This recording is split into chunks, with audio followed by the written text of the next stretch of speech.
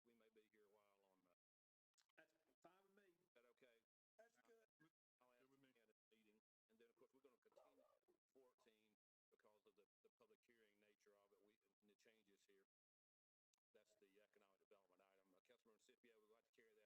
here. That's the economic development item. Councilmember Scipio, we'd like to carry that over to August. Yes, that's fine. And I think they're okay. We're moving up, and 14 we're postponing.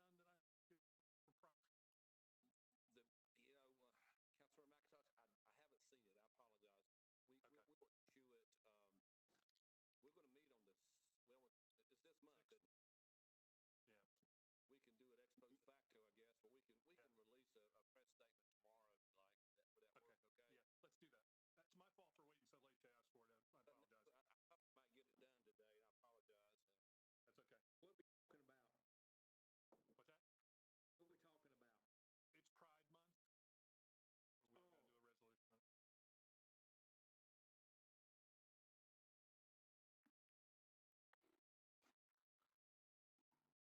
Yeah. We can do it ex post facto, I guess, but we can release a press statement tomorrow if you like. Would that work? Okay. Yeah, let's do that. That's my fault for waiting so late to ask for it. I apologize. I might get it done today. I apologize. That's okay.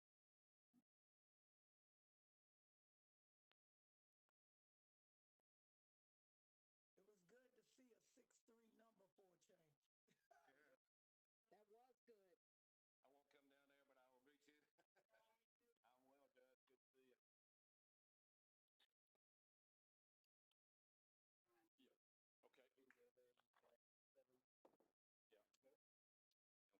something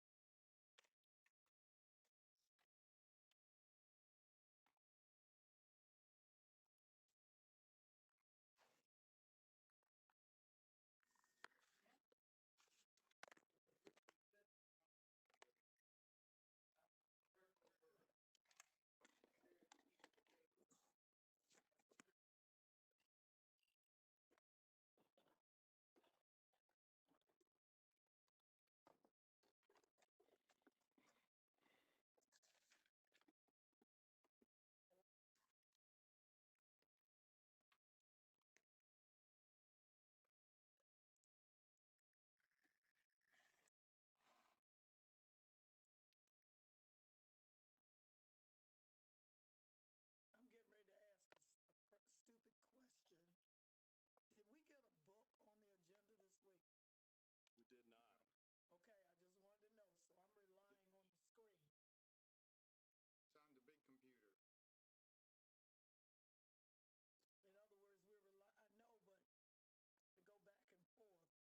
They did. It was good to see a 6-3 number for a change. Yeah. That was good.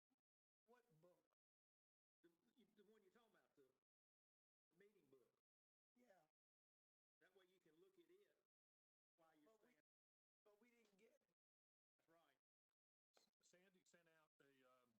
use the book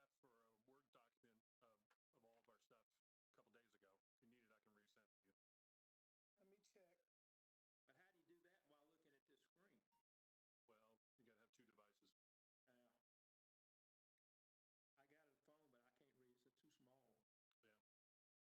That way you can look at it while you're saying.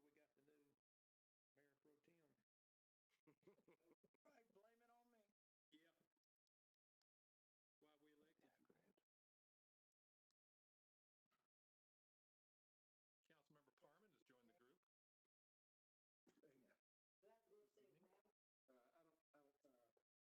Yeah. We didn't have this problem until we got the new Mayor Pro Tem. Right, blame it on me. Yeah. Why we elected you. Councilmember Parman has joined the group. I don't, We're 4 minutes away, folks. Oh, excuse me. Something. I got any racket in the background. I can hear that down here. Yeah, don't throw that.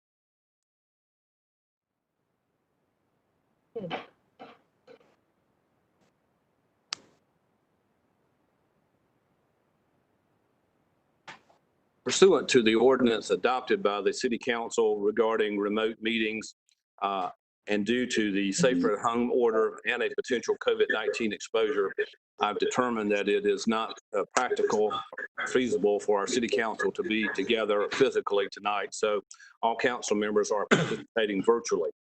Council members will vote by roll call. A council member will be recognized, raise their hand, and state their vote. We'll begin with, please, the city secretary call on the roll, please.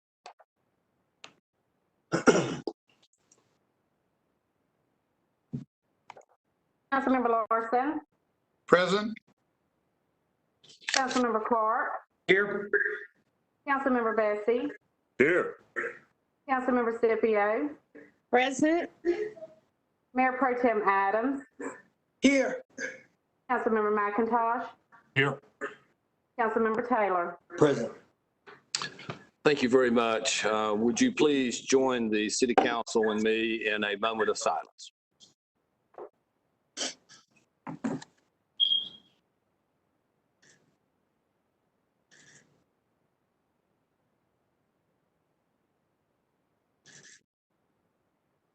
Thank you very much.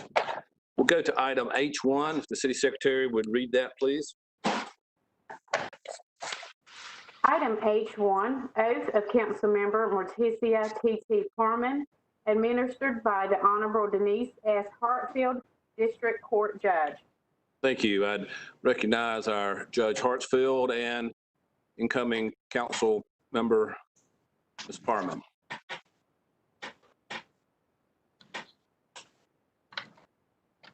Look close. All right, it is my pleasure to do this. I know that Earlene Parman is already shouted all over heaven and is very glad you have decided to do community service and community activism that she practiced all of her life. So this is easy. I need you to place your left hand on the Bible and raise your right. I state your name. I, Morticia Parman, Do solemnly swear do solemnly swear that I will support and maintain that I will support and maintain the Constitution and laws of the United States the Constitution and laws of the United States and the Constitution and laws of North Carolina, and the Constitution of North Carolina, not inconsistent therewith, not inconsistent therewith, and that I will faithfully discharge and I will faithfully discharge the duties of my office the duties of my office as council member, as council member, so help me God. so help me God.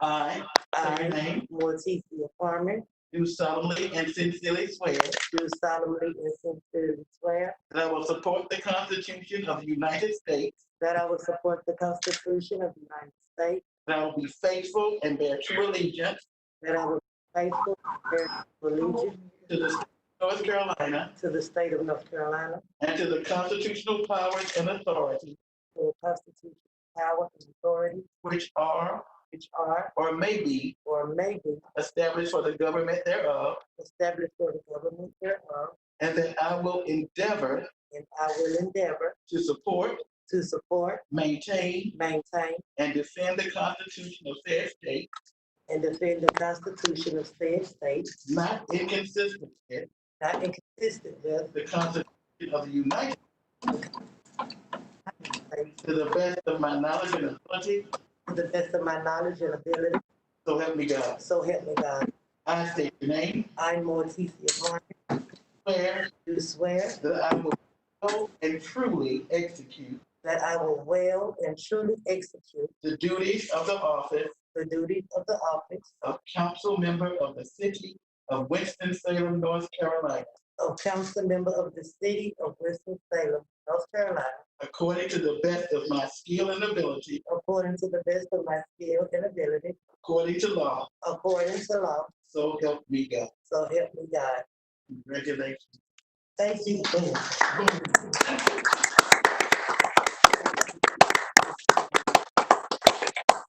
Member Parman, you couldn't hear it all, but all the council members were giving you applause as well there. Thank you. Councilmember Parman is signing the oath, and I'm going to give her an opportunity to say a word if she would like before we get started.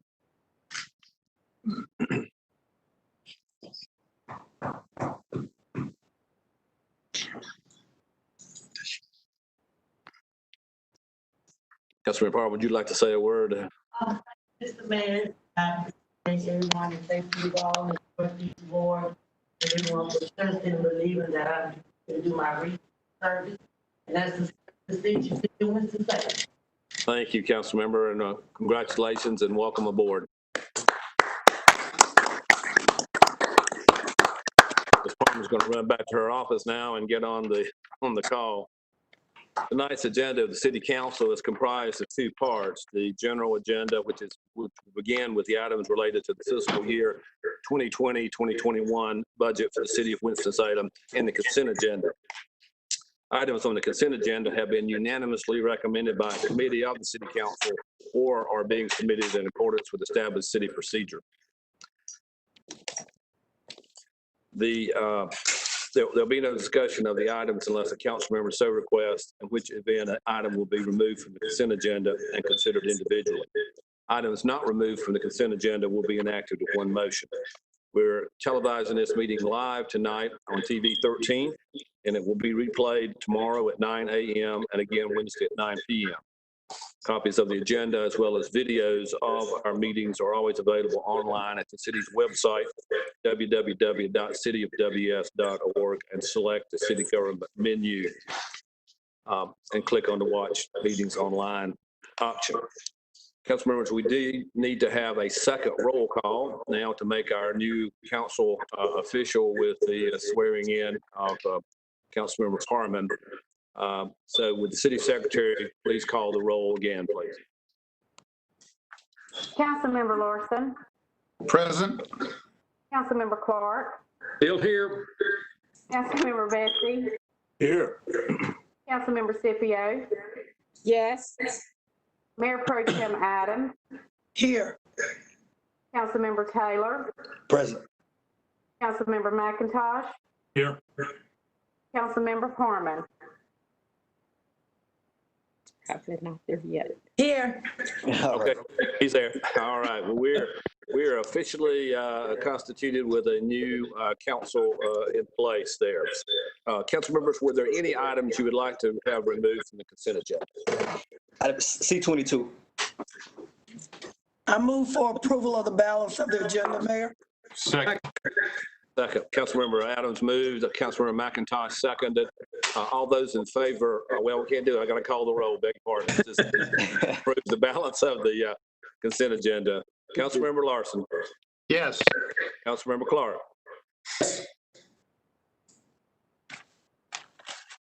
Councilmember Bessie. Yes. Councilmember Scipio. Yes. Mayor Pro Tem Adams. Yes. Councilmember Taylor. Present. Councilmember McIntosh. Yes. Aye. And Councilmember Parman. Yes. All right, the balance of the consent agenda is approved. We'll now go to item C22. Item C22, resolution in support of the 8 Can't Wait National Initiative to support police policy reform, recommended by Public Safety Committee. Councilmember Taylor. Thank you, Mayor, members of the council. I don't need to speak long on this because I'm certainly in support of this resolution. But to those in the community who are not aware, the last public safety meeting, we did take a look at the 8 Can't Wait policy initiative, which is a national policy initiative that looks at police reform at state, local, and federal level all across America. I'm happy to say that our police department was there, led by our police chief and the captains, and they delivered us a report on all 8 of the policies, and we got the chance to see just how we measured up to 8 of those policies, and it appears that we are in compliance. An example of the policy, I've received emails and calls asking that we ban chokeholds and things of that nature. So those things are regressive, and they're already banned in Winston-Salem. We do have a progressive police department. I just want to thank them for reviewing the policies, see how we measure up to the 8 Can't Wait National Police Reform Initiative. And this resolution just directs the city manager to continue to look at and work with the police department on those things that we can change, but we are in compliance with all 8. And I just want to thank the chief and give kudos to the police department for the work that they do. So I move for approval. Second. Discussion. Councilmember Adams. Yes, I would also like to direct the city manager, the public safety chair, the chief, and the assistant manager, Ms. Logan Ford, to create a simplified matrix of the 8 Can't Wait and what we're doing, but also, and communicate it, market it to the city on our web, Channel 13, the media. And I'd also like to remind everyone of our citizens that we're always looking for ways to be better. And this gives us an opportunity to do that with even the 8 Can't Wait. That if the citizens see something that they think that we can do better, then we look forward to their input to the process. Great suggestion. Any other discussion? Roll call. Councilmember Larson. Yes. Councilmember Clark. Yes. Councilmember Bessie. Yes. Councilmember Scipio. Yes. Mayor Pro Tem Adams. Yes. Councilmember Taylor. Yes. Councilmember McIntosh. Yes. And Councilmember Parman. Yes. Thank you all very much. That's unanimous and a great suggestion, Mayor Pro Tem Adams. Council members, without objection, I'd like to move up to right now item G13, which is a presentation by the Citizens Review Committee that worked on our form of governance there. One of the chairmen are with us tonight, Dr. David Branch, as well as Scott Tesh, the chief staff person who worked on that along with Meredith Martin. So I'd like to recognize Mr. David Branch, or excuse me, Dr. David Branch. Okay. I was very pleased to accept a co-chair position. I believe our group spent significant time in learning the system and the regulations. The meetings we had were well organized, great discussions, and was collegial. At the end of the last meeting, we had our vote, and we had unanimous vote for the recommendations that we are now bringing forward. As a group, we enjoyed the opportunity, and we certainly learned a lot.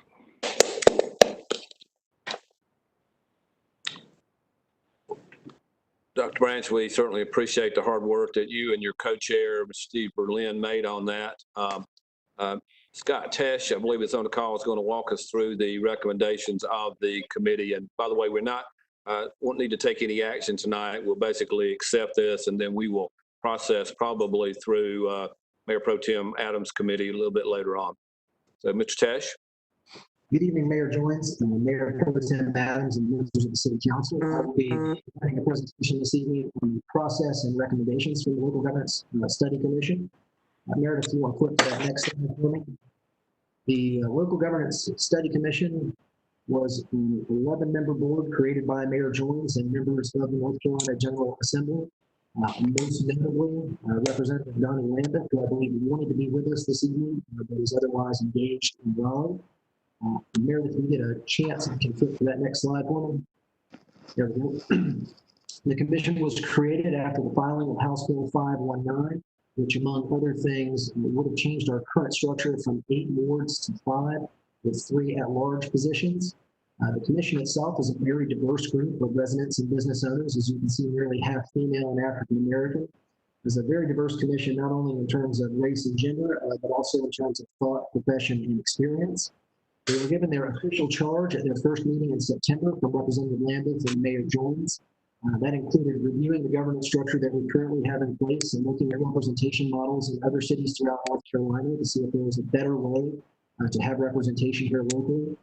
To also be very mindful of not diminishing the minority representation City Council currently enjoys, and also to take into account the geographic representation, not only how it is now, how it could be affected by the changes that might be made. If you'll move to the next slide for me. The first few meetings that the commission went into were really an information gathering phase, and so they heard from several subject matter experts. The first being Bob Joyce from the School of Government. Mr. Joyce explained to them what was in the city's charter, what they were allowed to change statutorily, The way city council could actually go about making those changes if they so chose. And also told them that the General Assembly may change anything that it so chooses, basically at any time. At their second meeting, they heard from Ms. Allison Riggs. She is the Chief Voting Rights Counsel at the Southern Coalition for Social Justice. She spoke about legal considerations of redistricting and elections changes. She shared information regarding federal and state law, both in terms of statutory provisions and constitutional issues. And she provided information on applicable court cases and precedents regarding communities of interest and their ability to select their candidates of choice. The next two gentlemen on the list are former city managers, Mr. Jim Westmoreland for the city of Greensboro, who was able to speak to all of the issues that the council, that the commission was looking at. Also, kind of notably in Greensboro, the General Assembly had taken an action several years ago under Mr. Westmoreland's tenure to change their city council construction from 5 districts and 3 at large to 8 districts like we have. So House Bill 519 kind of would have done the opposite of what was looking at happening in Greensboro and was ultimately overturned. They heard from Mr. Roger Stansel, who's a former city manager in Fayetteville and Chapel Hill. Most notably, Mr. Stansel spent time in Fayetteville when he started there. They had a city council that was all at large, and through a study commission moved into a hybrid model, and then actually subsequently moved to the all-district model that we currently have here in Winston-Salem. They heard from 2 former mayors. One, Bill Bell, who's a former mayor in Durham. He's mayor for about 16 years there. Durham has a little bit different makeup than we do. They have 3 districts and 3 at large in the mayor, so 7 total elected officials. Also notable that Mr. Bell was on the county commissioners board in Durham for about 20 years as well. So very significant amount of local government experience for him. They heard from Mr. Robert Perkins, who was a former mayor in Greensboro. Most notably, Mr. Perkins also served as a council member from the district and at large. So he was able to speak to all of the issues from all 3 of those positions. Now, let's advance to the next slide for me. Continuing in the information gathering phase, the commission asked us to put some benchmarking information together. So we looked at the 10 other largest cities in North Carolina, and you see in the bullet points there many of the things that the commission was looking at. I won't read them off to you. If you have any questions, please let me know. In addition to reviewing the information they requested, they also asked for information on charter changes in North Carolina City, specifically those initiated by the city and those initiated by the General Assembly. They reviewed information from the National League of Cities and considerations for at-large versus district representation and hybrid models. And they also asked for some elections and demographic information that we provided as well. Next slide, please, Meredith. After getting through their information gathering phase, they held 3 public input sessions in January, one at Carver High School, one at Easton Elementary, and one at South Fork Elementary. There were roughly 25 to 50 participants per meeting.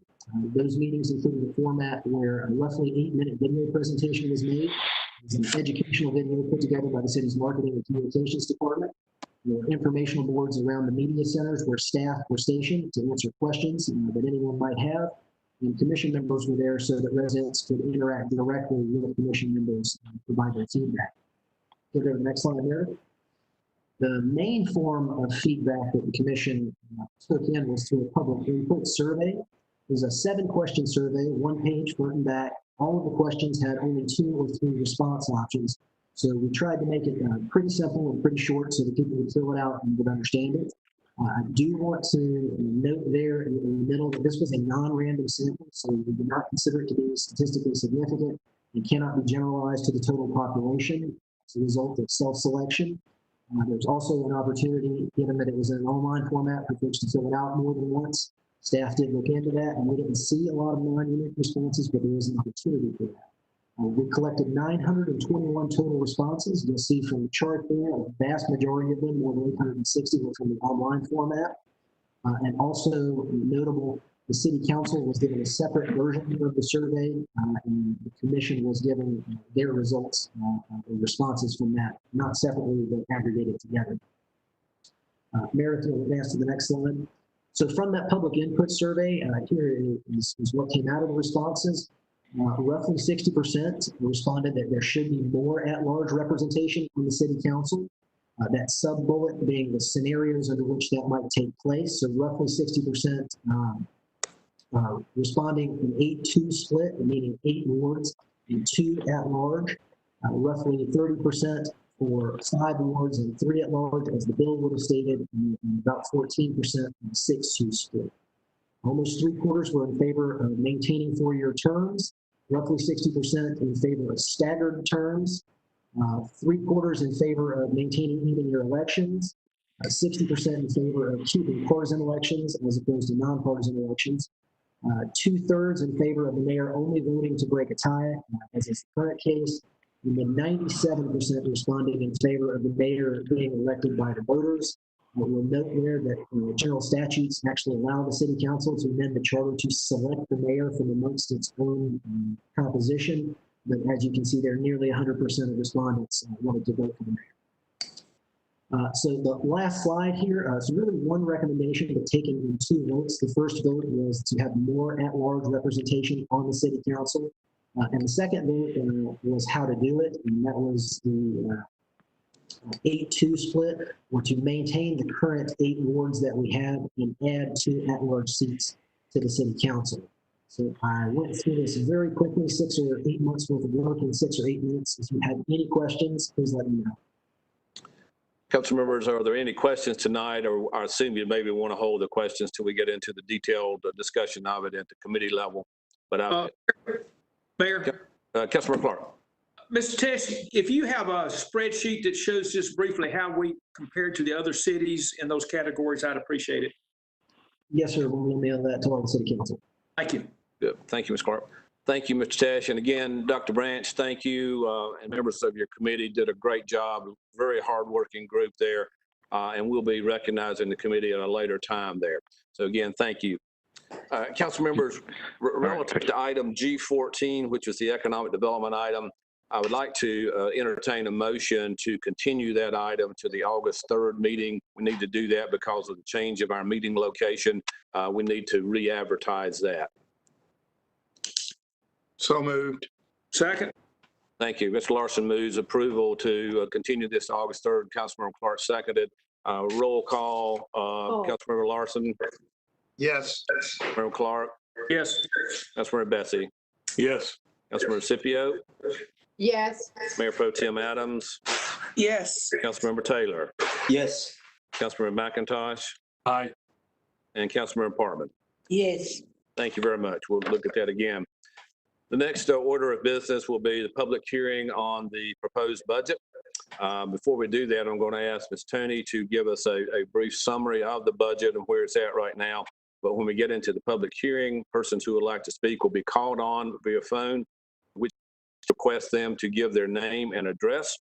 In order to give everyone a chance to be heard, we'd limit the comments to 3 minutes. After hearing from everyone who wishes to speak, I'll close the public hearing and the council members will consider each budget item. I should also point out that written comments on the budget will be accepted until 7 p.m. tomorrow, June 16th, and they may be sent to the city secretary's office at P.O. Box 2511 27102 or by email to sandrark@cityofws.org. These written comments will be shared with me and members of the council. If there's anything that comes up from these written comments, a city council member, based on these comments, can make a motion to reconsider an item at a subsequent meeting. So I'd call on Ms. Tony, if you would, please, to give us a summary of the budget.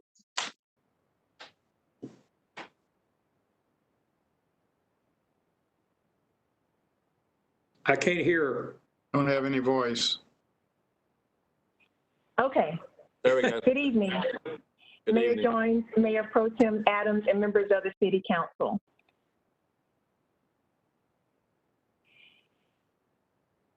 I think I am having technical difficulties, but I will quickly just review verbally the overview of the proposed budget. The proposed budget was presented on May the 21st at the Finance Committee. There's been several budget workshops since that time to review and discuss the budget. Today, I'll just give you a very quick 3-slide overview of the budget. The impact of the COVID-19 pandemic has had a tremendous impact on the FY21 budget. unemployment rates are continuing to increase, the GDP is on a decline, and consumer confidence is low and uncertain. There's been federal stimulus trickled down from the federal government, but there's still uncertainty of how that will impact our revenues going forward. The total budget is $470.6 million. That is a decrease in our overall budget by 5%. The majority of the budget is in our environmental health service area, and that includes water and sewer, our sanitation, solid waste, those type of departments. And then on the revenue side, charges for services is our largest form of revenue, and that's mainly due to our water and sewer bills, then followed by property tax. I'm sure I could get this up. But the budget highlights includes no property tax rate increase. There's no increase to user fees or any type of fees, including water and sewer. There will be no staff layoffs. Thank you, Meredith. Okay, so there'll be no reduction in the service level to citizens, no staff layoffs, no delay in voter-approved bond projects, no newer or increased user fees. And then to balance the budget, we had a $13.4 million budget gap in our early projections, and to decrease the gap, we had to take some measures, and so this budget does not include a merit for all employees, nor does it include a supplemental pay for public safety employees. There's a net reduction of 20 positions in the budget, and that will not impact service level. We also had to tap into our reserve, and so we used $5.4 million in general fund balance, and we're also using $4 million in economic development reserve. We are still investing $1.2 million in the local and community to our nonprofits and in community agency funding. And with that, Mayor Jones, that concludes my review of the budget. Thank you, Ms. Tony. Councilor, do you have any questions for Ms. Tony before we go into the public hearing? All right, thank you very much. And one thing that in her summary that I think we're all very proud of is that Winston-Salem still has the lowest taxes and fees of any of the major North Carolina cities after assuming this budget is adopted the way it is. So we'll now go to the public hearing. We'll recognize individuals. If you would, state your name and address for the record and limit your comments to 3 minutes. So first speaker, please.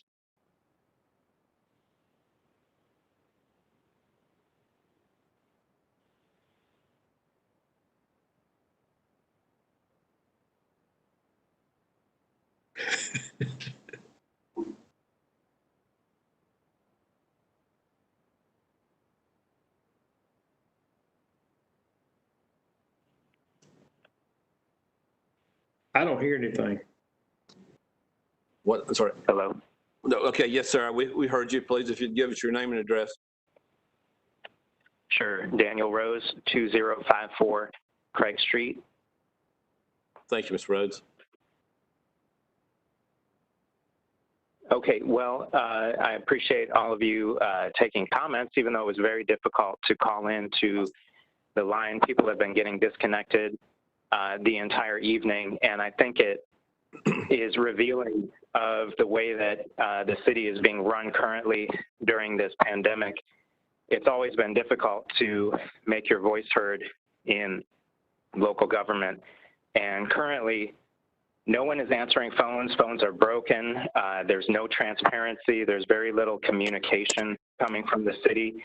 The mayor's secretary has very little information about the mayor's own schedule. There's a hugely anti-democratic feeling about not only the budget that you all are considering, but also just everything regarding city government right now. In particular, with the budget, we see people demanding resources to deal with the global pandemic, the economic recession.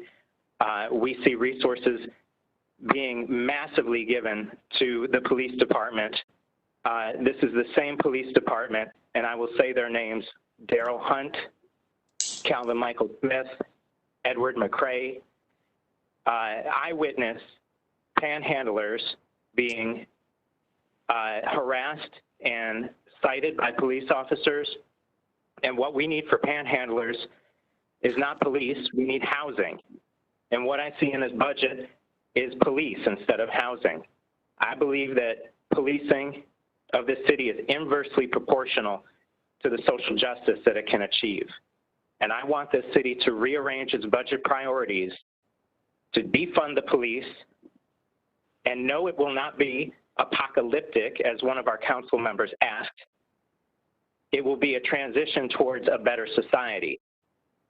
And I wish to see not only housing, but social services, mental health care, food justice across the board that could be invested in. And we also see a number of other budget items: golf courses, the Benton Convention Center. Our money is being squandered on things that don't relate to the well-being of our population. And I thank you for your time. Thank you. Next caller, please.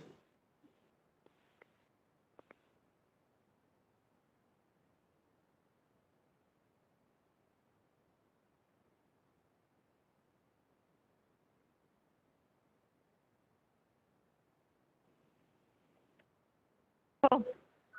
Yes, go ahead.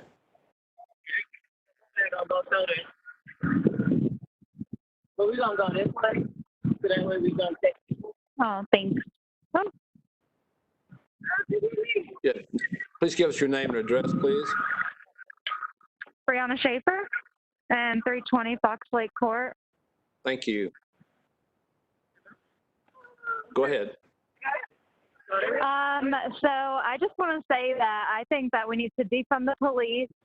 There were some ads that I got while I was waiting that pretty much said to join the police and that you guys just raised the starting salaries, and y'all need to read the room, because don't say that. We're trying to defund the police right now, and you know, it just doesn't make any sense. And we need to put those funds into other things that matter, like the education system. We need to raise teacher salaries, and we need to put more government funding in schools like Carver, North, Atkins, and Prep. And yeah. What are y'all planning to do? Hello? Your comments? Yes, ma'am. Are those the end of your comments? Sorry? Are those the end of your comments? Wait, I can't hear you. I said, are those the end of your comments? Yeah. Thank you very much. I would point out for the audience that the city of Winston-Salem does not have anything to do or responsibility for the school system. Next caller, please.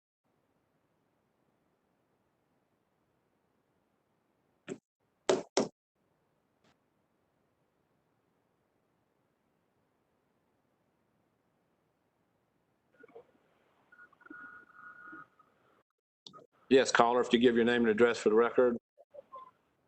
Casey Schaefer, and the address is 320 Fox Lake Court. Yes. All right, so what I think is we need to take a lot of money from that is getting funneled into the police department and invest it into other resources, such as education. For a prime example, the education system, I can speak because I've been a part of it in Winston-Salem, North Carolina for 18 years, and I did not learn anything valuable, especially in the history department. We need to put more funding into schools such as North, Prep, and Carver, because they're getting extremely underfunded. And I also want to propose that African American history be a mandatory course. Appreciate your comments, ma'am. But again, the city of Winston-Salem does not have anything to do with the public school system. Next caller, please. Okay, well.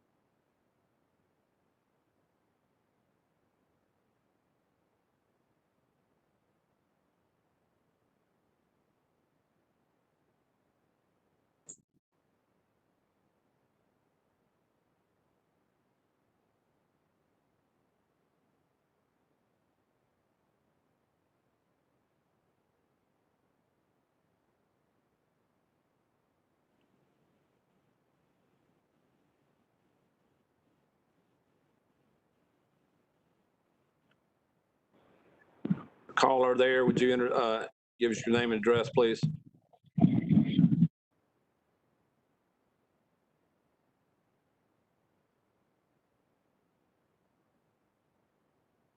Caller, give your name and address for the record, please.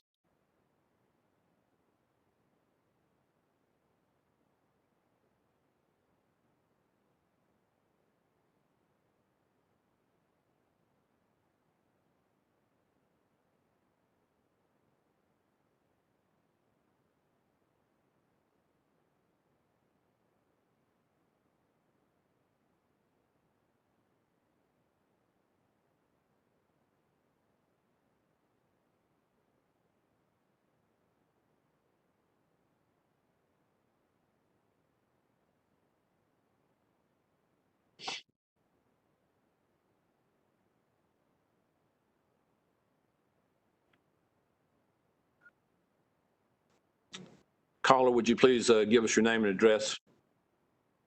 Yes, it's Caitlin Cooper, 2314 Ardmore Terrace, Winston-Salem. Thank you. Go ahead.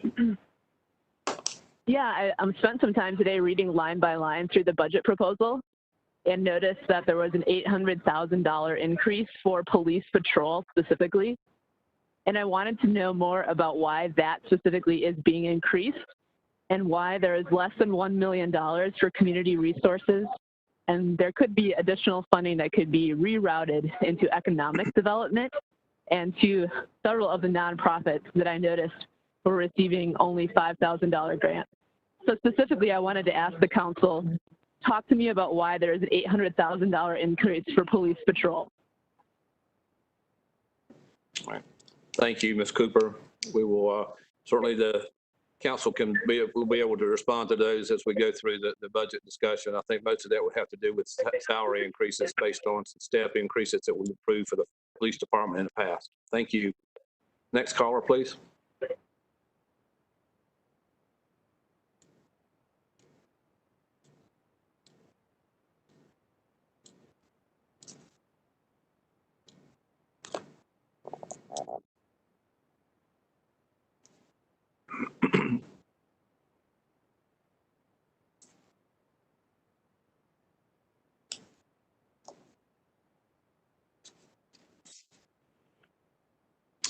Caller, would you please give your name and address for the record, please? Yes, my name is Ashaya Hammond. My address is 2650 Nantucket Drive, Winston-Salem, 27103. Yes, please go ahead. Can I speak? Yes, ma'am. Okay. Go ahead. I would like to say that I have been a nurse in this community for a little over 7 years now. As a nurse, it's not only my job to advocate for my patients, but it's also my job to pay attention to public health matters. 1 out of 1,000 Black men in this country will die at the hands of police. And I think that we need to be very aware that that is a public health crisis. As a nurse, I have dealt with many Black patients, and I'm not trying to say that it's the same thing as what police face. I have a lot of respect for the fact that they put themselves into dangerous situations, as I have also done many times throughout my career. But I want to know, what kind of de-escalation training are they getting? What are we doing with social workers? What are we doing with the fact that we have police in our schools? We need more resources to help homelessness instead of criminalizing homelessness. We need maybe one place on the east side of Winston where someone can get tested for COVID. What are we doing about that? Can I ask that question? Man, we're not really in a question and answer. We're accepting comments on the budget tonight. I will say that there are 2 additional testing sites that have been opened on the east side of Winston-Salem and on the south side. But if there are any comments, more comments you have on the budget specifically, we certainly would be glad to hear those. Absolutely, yes. Our police budget, I believe, I don't have the exact number in front of me. What is it, 70-something million? And you've thrown us $1 million in cuts to put into other resources. This community needs a lot more than $1 million to help with the homelessness problem that we have and to help with the health disparities that we have. I just drove through the east side of Winston yesterday, There are apartment buildings closed down all over the place, boarded up. Where are those people going? Where are they going to live? Are we foreclosing still on people who can't pay their rent because they've been out of work for the past 2 months? I realize this Have isn't been put supposed to on be a hold question and answer by the period. governor. I'm sorry, what was that? The governor has extended the moratorium on evictions till the end of the year. Okay, that's great. That's a really good start. $1 million are still breadcrumbs, and we need to do a lot more than we're doing. We need to defund the police, and I don't mean immediately abolish them. It's obviously a step-by-step process, but $1 million is breadcrumbs. Thank you for your comments, ma'am. Mr. Hyman. May we have the next caller, please? Yes, caller, would you give us your name and address? Yeah, this is Ryan Nicholas at 816 Decatur Street. Yes, sir. Go ahead. Hi, thanks for keeping the lines open. I just would really like to see some more thorough and transparent police accountability and oversight boards, like civilian operated, because the current model that's been there for a long time regarding complaint form processes and even the Citizens Police Review Board, it's not enough, and there needs to be more thorough oversight. And I really think that's something that could come out of the public safety budget. I mean, it's definitely a part of public safety, so that's something I would really like to strongly encourage the council to consider in the budget this year. Thank you very much. Next caller, please. Yes, caller, if you give your name and address. Yeah, my name is Chris Knarzik. My address is 4562 Bottoms Rock Lane, Pottstown, North Carolina 27040. Yes, sir. Please go ahead.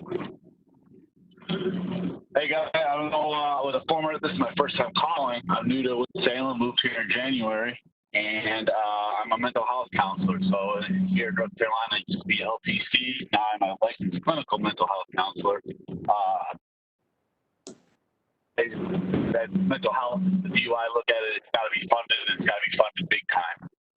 It's got to be a priority. I'm not sure what the city council understands about trauma and mental health, that branch of our world, particularly what's going on with systemic injustice, but not to be addressed. It's got to be funded big time. That's what I'm calling in for day 4, is to ask the city or whatever you guys do to really be funding and be understanding mental health and its impact on systemic racism. Thank you very much. That's my point. That's it. Just say that the mental health litigation is handled by the Forsyth County Board of Commissioners. Be a good input to give them, and certainly we will consider your item as well. Is there ever? I mean, what's the deal with this moving forward? It's going to be moving to an in-person thing in the future, or is this all? Is this going to be call in for 3 minutes for the foreseeable future? We'll be doing virtual meetings probably for a good while yet. But as I said, again, the mental health board is part of the Forsyth County government, not the city of Winston-Salem. The city of Winston-Salem, but the city of Winston-Salem, does the city of Winston-Salem do anything about mental health, understanding trauma in any way? Again, this is not a question and answer. We're accepting comments from the public about the city budget. Okay, gotcha. Suggestions on the budget. That's it. That's all I wanted to say. And if you guys got, the whole city, whether it's whoever it is, everybody's got to be informed and understand how that's to trickle down. Thank you very much. Have the next caller, please. Yes, caller, if you would give us your name and address.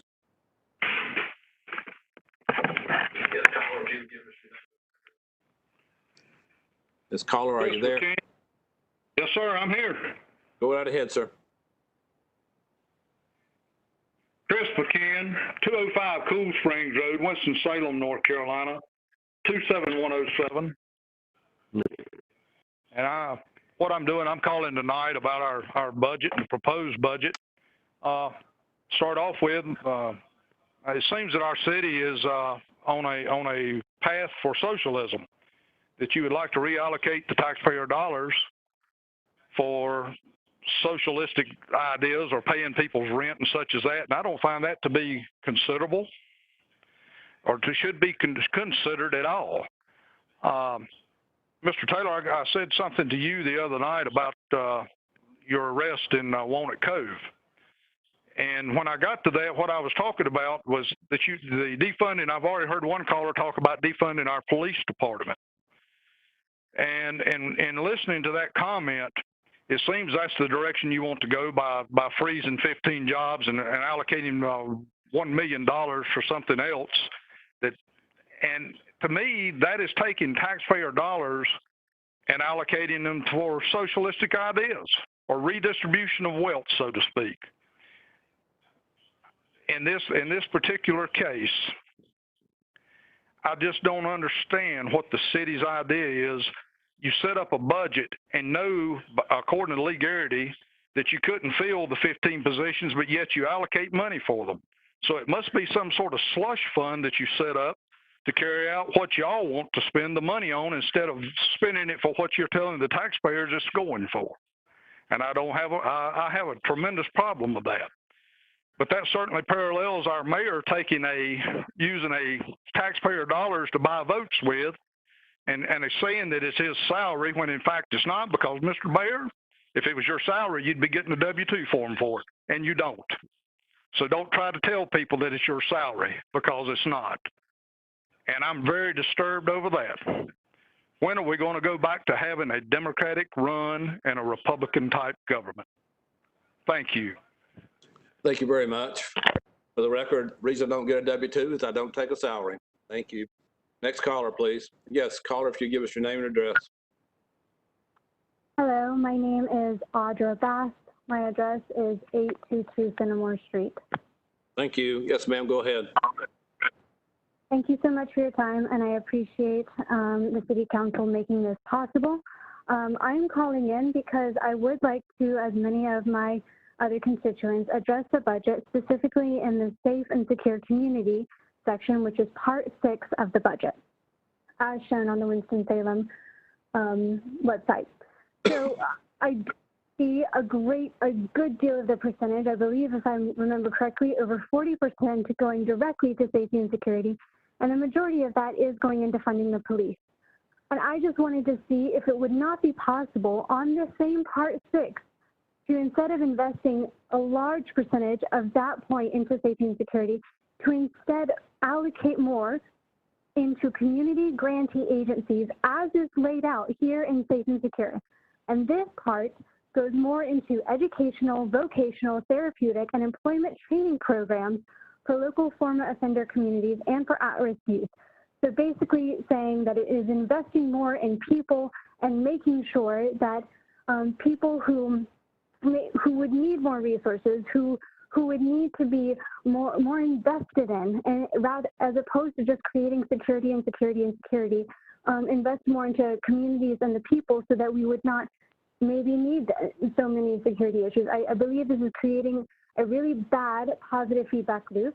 As has been shown on a national level, we have not only a coronavirus, COVID-19 pandemic, we have a pandemic of police being in this positive feedback loop of only going after certain communities, especially communities, the Black communities. And so I think more so if we allocate more resources into communities, and that includes police. Police, in many cases, are part of these communities as citizens. Invest more in these individuals and into certain parts of your budget, such as here in your community grantees agencies.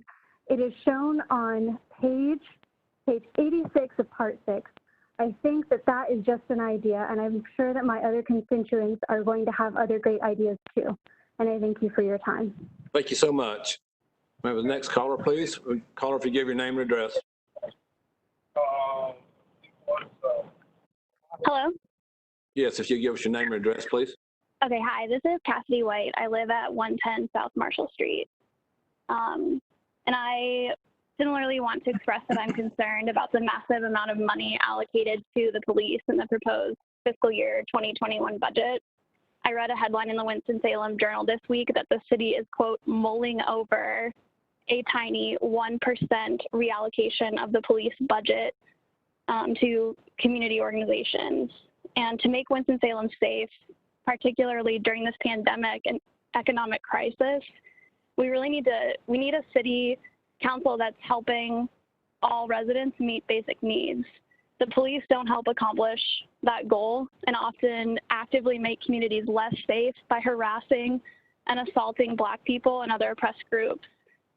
So the current budget invests in and prioritizes the problem. So I just wanted to urge you to defund the police and hopefully reallocate more than just 1% of money to agencies that actually make us safe, including mental health services, housing and food security efforts, other social services, public health programs. And I just want to also reiterate that we're watching your actions very closely. And if you're unable to prioritize the safety of all Winston residents, this year we'll work hard to organize, find, and elect people who are willing to look out for everyone. Thank you. Thank you. Next caller, please. Yes, caller, if you identify yourself and name and address. Hi there. My name is Katie Coleman. My address is 913 Schuman Street. Yes, my go ahead. comment is, thank you. Since the murder of George Floyd by Minneapolis police officers, many in this country have begun reassessing our approach to policing and what we like to call public safety. Drawing from the decades of work of women such as Angela Davis and others, people have begun to recognize that policing is something that cannot be reformed. The institution was not built to keep all of us safe, but to protect the property and status of a few and to maintain a social order that keeps so many at the margins. I implore the City Council to take far more than the proposed $1 million from the policing budget and significantly invest it in righting the historic wrongs of white supremacy that infect not only policing, but every institution. You can paint end racism outside of City Hall, but it doesn't mean anything if the budget you're about to pass continues to fund incarcerating people who suffer from a health crisis of drug addiction instead of providing them with resources to heal. It doesn't mean anything if people continue to be bullied out of their homes by developers and bullied by landlords who refuse to make repairs to their homes. Housing, health, and community resources are what we need in Winston-Salem, not more policing. Thank you for your time. Thank you. Next caller.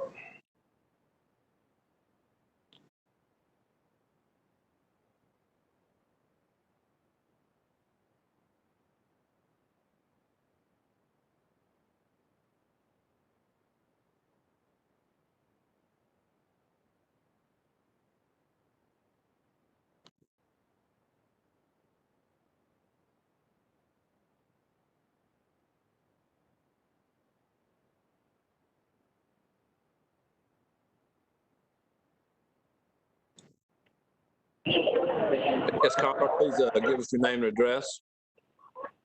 Oh, my name is Ronald Noble. My address is 601 North Chestnut Street, apartment 106.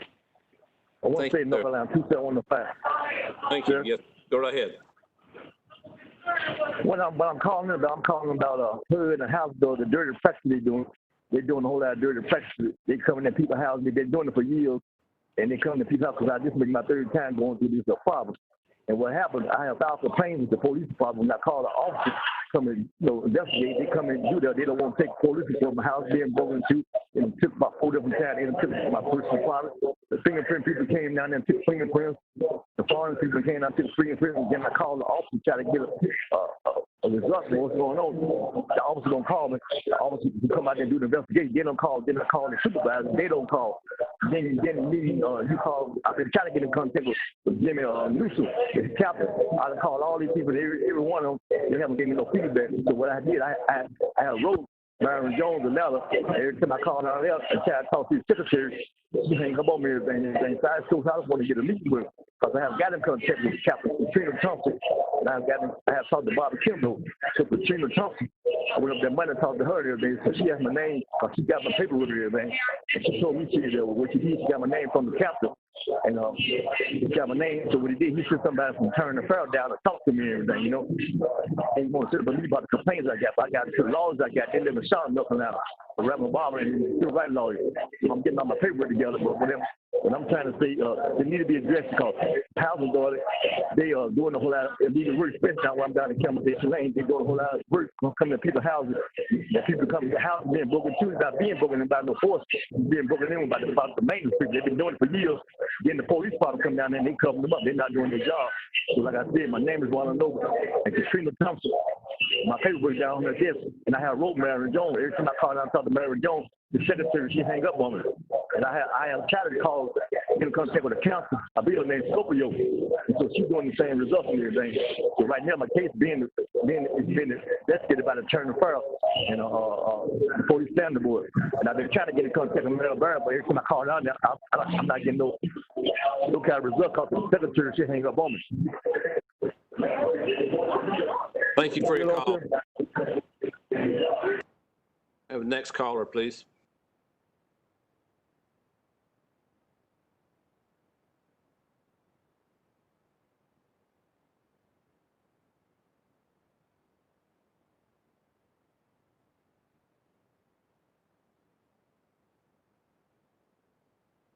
Ms. Caller, please give us your name and address.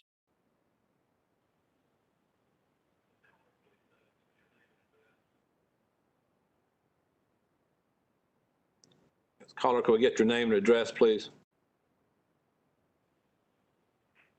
I'm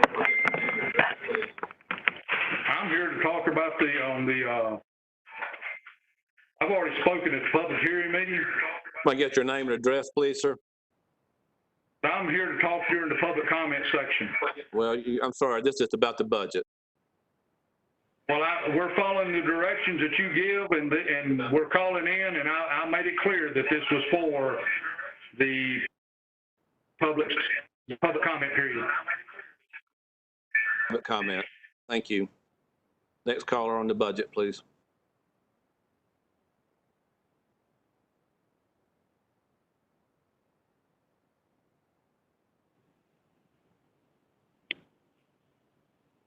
Yes, caller, do I have your name and address, please?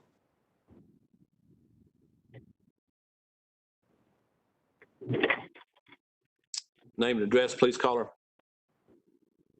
Jillian Seacrease, 2524, Tantalon Place, Winston-Salem, North Carolina, 27127. Thank you. All right, my name is Jillian Seacrease. I work with both Winston-Salem DSA as well as Housing Justice Now.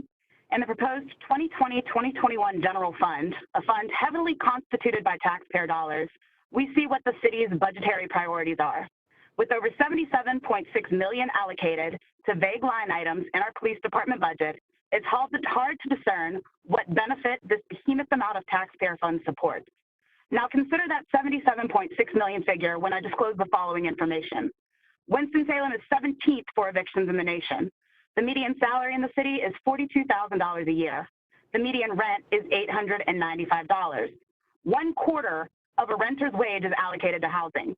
We see more development of overpriced loft apartments in our downtown instead of a proactive measure to institute rent control and create better housing opportunities for residents. Winston-Salem's poverty rate is 23.5%, 10% higher than the national average. For a non-Social Security recipient to be considered in poverty, they have to make $13,300 or less annually. For a family of 4 with 2 children, it is $25,926. Now consider this with our current median rental rate of $895 a month and almost $3,000 unit deficiency of HUD/HOZ accessible housing. Where do these people go?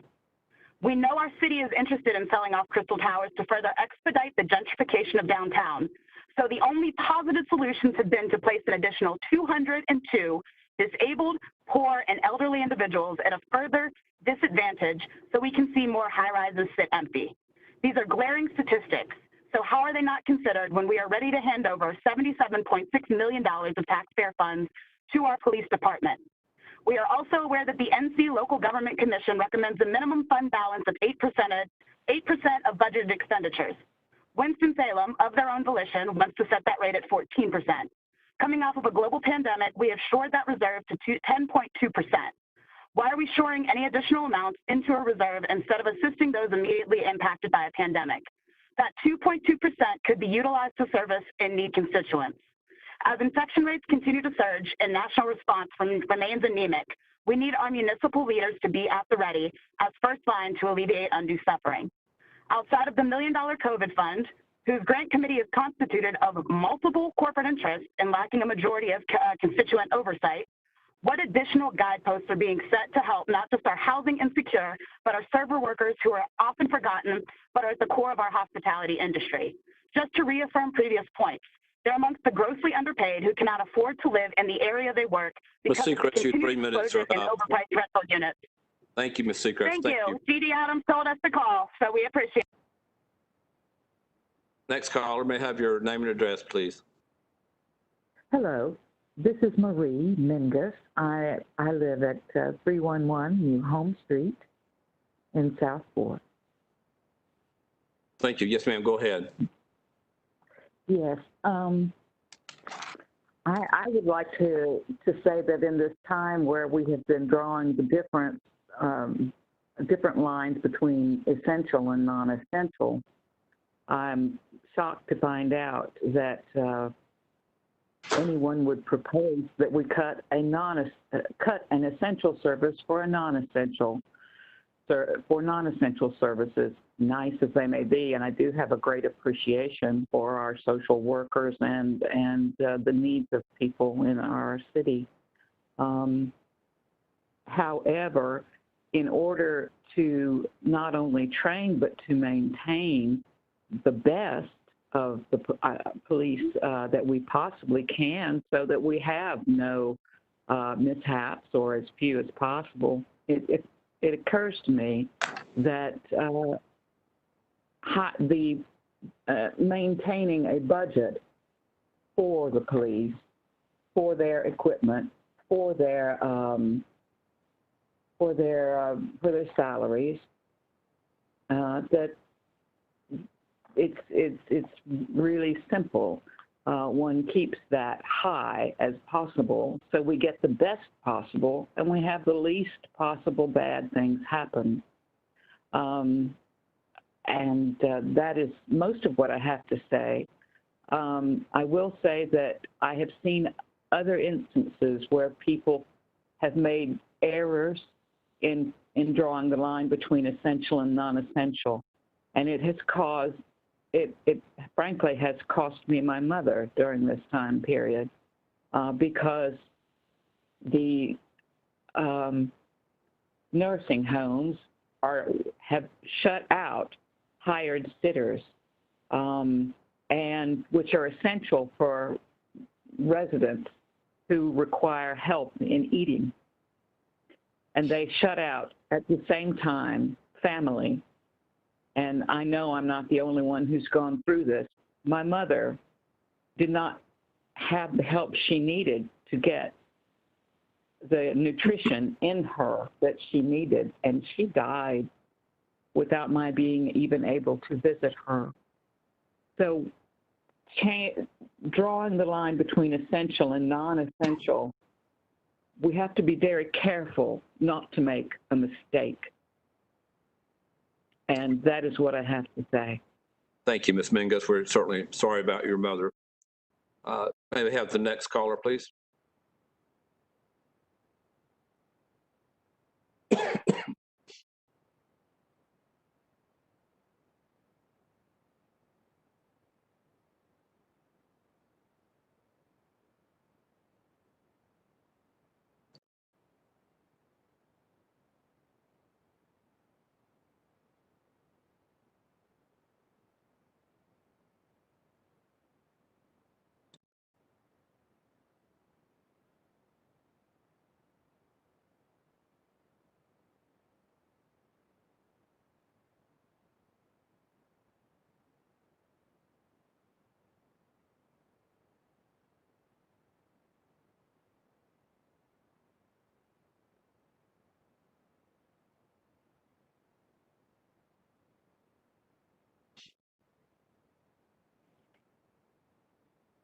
Next caller, may we have your name and address, please? Yes, my name is Marcus Barnett. I reside at 436 Inlet Place Drive, Winston-Salem, 27127. Thank you. Go ahead. Yes, I would just like to encourage City Council to consider budget measures which do not keep the city from being able to reward its employees for the hard work that they do. We're already rewarding employees in a delayed fashion. So we're already rewarding them a year late for work that they've already completed. And I think that it's very demoralizing for us to take that away from them and expect them to continue to show up and provide us with the same excellent service that they do day after day after day, year after year after year. So I would just like to encourage you all to consider ways, even if you cannot go forward with a merit increase, just consider other ways that you can continue to make our employees whole, to let them know that they are appreciated and that they are truly invaluable resources to the citizens of Winston-Salem. Thank you. Thank you very much. Certainly agree with you about the hardworking city employees very much. I understand we don't have anybody else in the queue for the public hearing. So therefore, I will close the public hearing on the budget, and we'll move to item G2.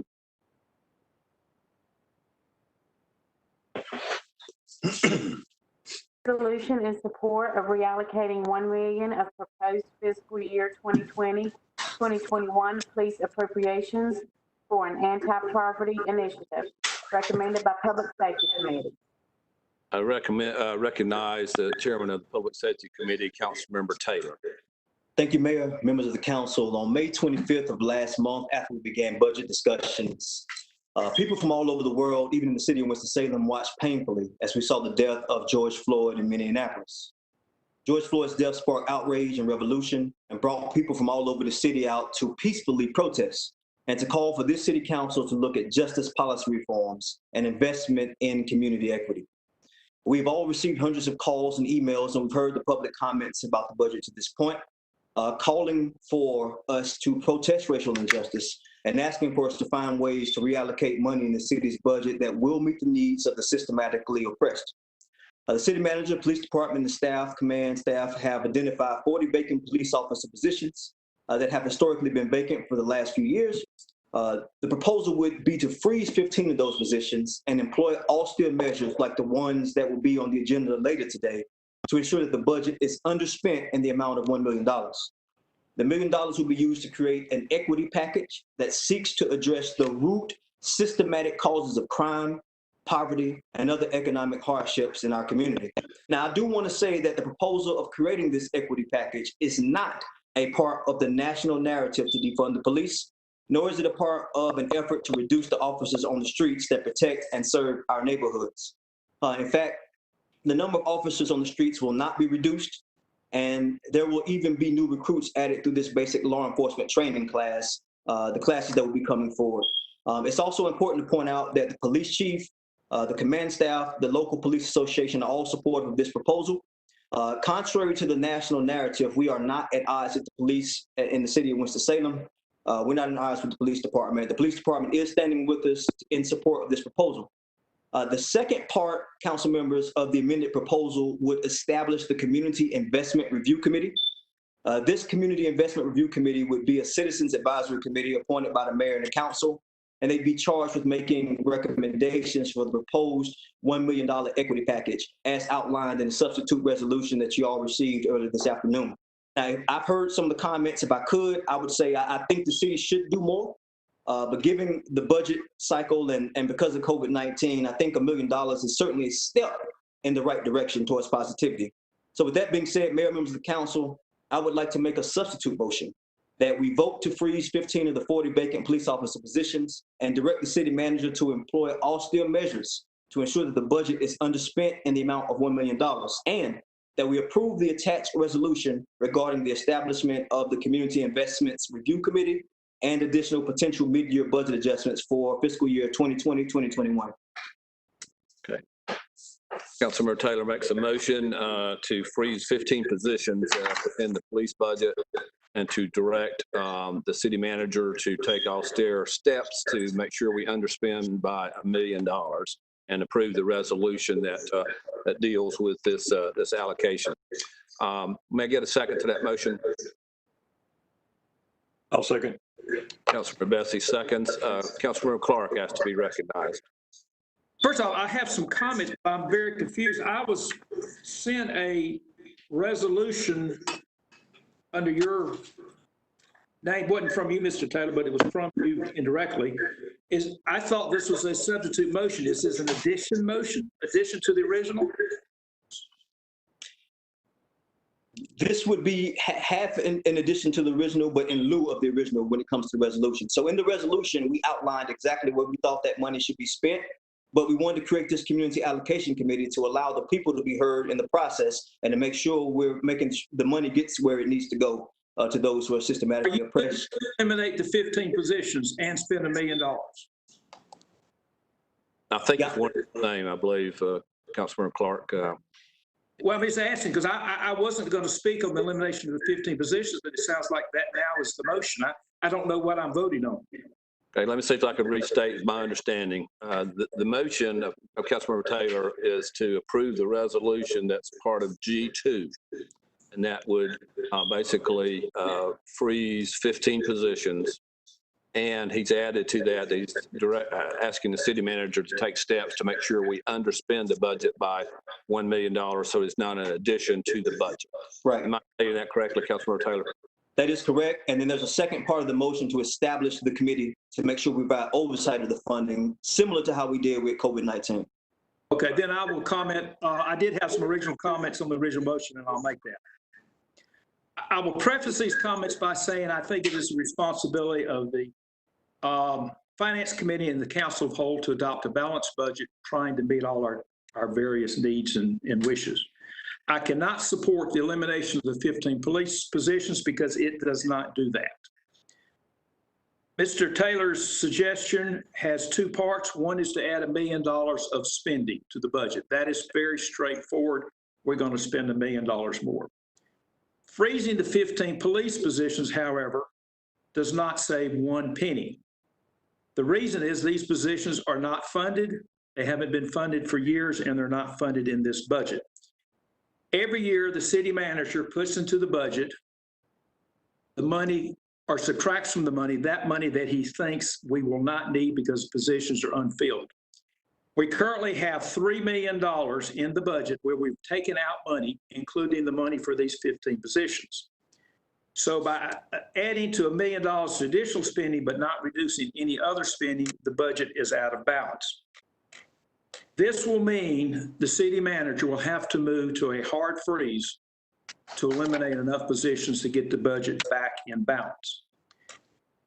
Every year I've been on this council that and not every year, but some years we've had to implement freezes to balance the budget. The assumptions in the budget that I will be presenting called for a soft freeze, excluding police and fire positions. If we put a hard freeze in and do not exclude police and fire positions, meaning they're allowed to hire, then that means we've got to take $1 million out of other salaries. The bottom line is this motion will do just the opposite of what everybody thinks it will do. We will not reduce the number of police officers. We will, however, reduce our firemen for that matter. We will, however, reduce positions in every other department of the city. What we're saying is police, you can continue hiring, firemen, you can continue hiring, but we can't hire people if we're short in our pothole filling department or our water and sewers or whatever it may be. It is very easy for the police chief to support your motion, Mr. Taylor, because it doesn't do anything. And I will try to say this as politely as I can. I think it is a disservice to imply that reducing 15 positions, in fact, reduces the number of police officers. They are allowed to continue hiring unless you amend your motion to exclude all the police training classes in the coming budget. We typically have 2 a year. What I have suggested, and I suggested this to you and I suggest it to other folks, we hope to receive funds from both the federal and state level for various areas. I suggest that we adopt a balanced budget that will be presented. And I do like your idea of a citizens group. As funds come in, and we're hoping we're going to get 700,000 federal money through the county within the next week or so, we hope, that as the money comes in, we then meet as a council through various committees to allocate that money. But I cannot support a sham of a motion that in fact eliminates positions in every department but the police, unless you are willing to amend your motion and counsel both police training courses in the current budget. Thank you. Councilmember Taylor, I'll come back to you for in just a moment, but Councilmember Adams and Councilmember McIntosh had asked to be heard. Councilmember Adams.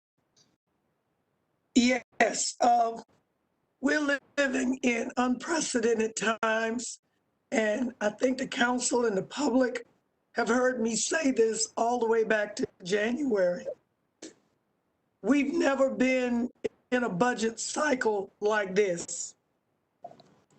Just like in your home, some hard decisions have to be made. Everybody doesn't want to make them, somebody's got to make them. And that's where the elected officials, we do what we're elected to do. I know that people think that the council wants to defund police. That is not, for me, that's not correct. And I commend Councilmember Taylor on his suggestion of putting forth a resolution to create a task force. As most of the council and staff knows, I emailed you all about Saturday night about 10 o'clock, and I was trying to help us think through this process because the people have spoken. The times we live in right now, the people have spoken and are speaking. Some of the initiatives we've done or doing, are good things, but to our citizens, it's not enough. They're looking for us to fund public health. As the mayor said, that's not our area, but we can form partnerships and collaborations to help with the mental health piece that our emergency responders have to deal with on a regular basis. They want to talk about education. That's the county, but we can support public-private partnerships to help invest money in that. Again, let me be clear. I'm not about defunding the police, but it's time we intentionally look at how the city is divided because of lack of opportunity and resources. Again, in the email, I said I'd like to suggest that a community-led task force be created to present us on how we bridge the divide of social injustices.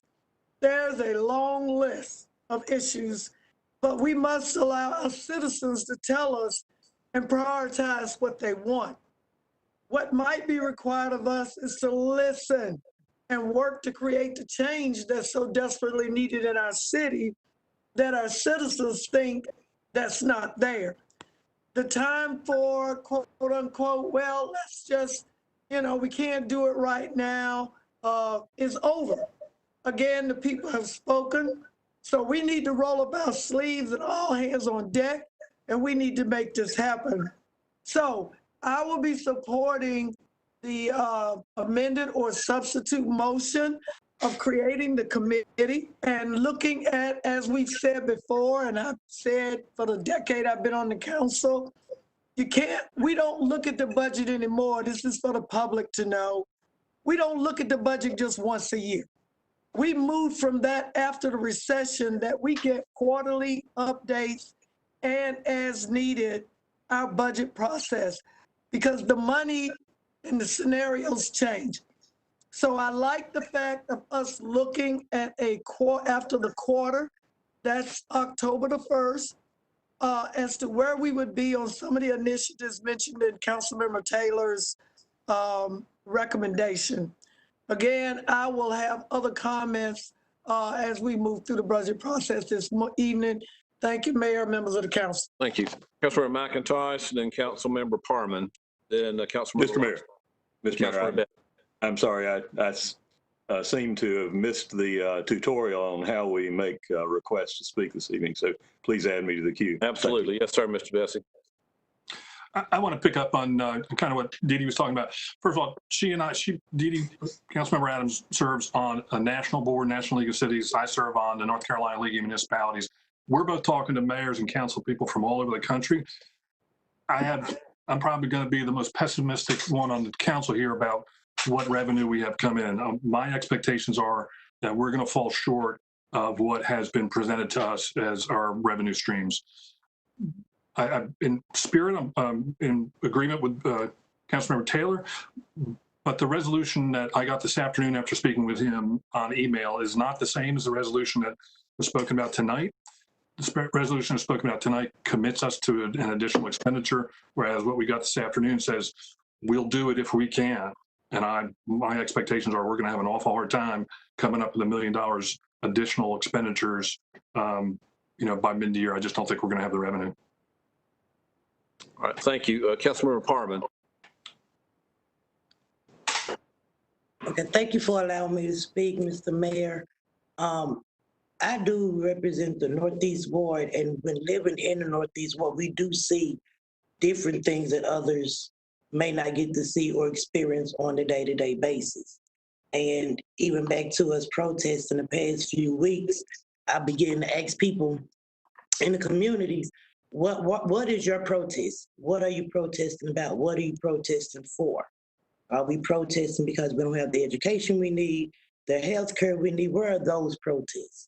So when I look at this budget and when I look at the resolution, and we're speaking to some of the assistant police chief, as well as others in the community, as well as the other constituents, I agree there needs to be something that takes place, but it has to be something where when we put in a soft freeze on those 15 police officers, what's implemented to make sure that we don't need those 15 police officers when we look at the fact that we still have, gang issues, we have fights going on all the time, we still losing lives.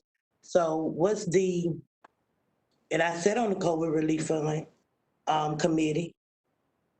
Is it something that's implemented? I said this to Councilmember Taylor as well.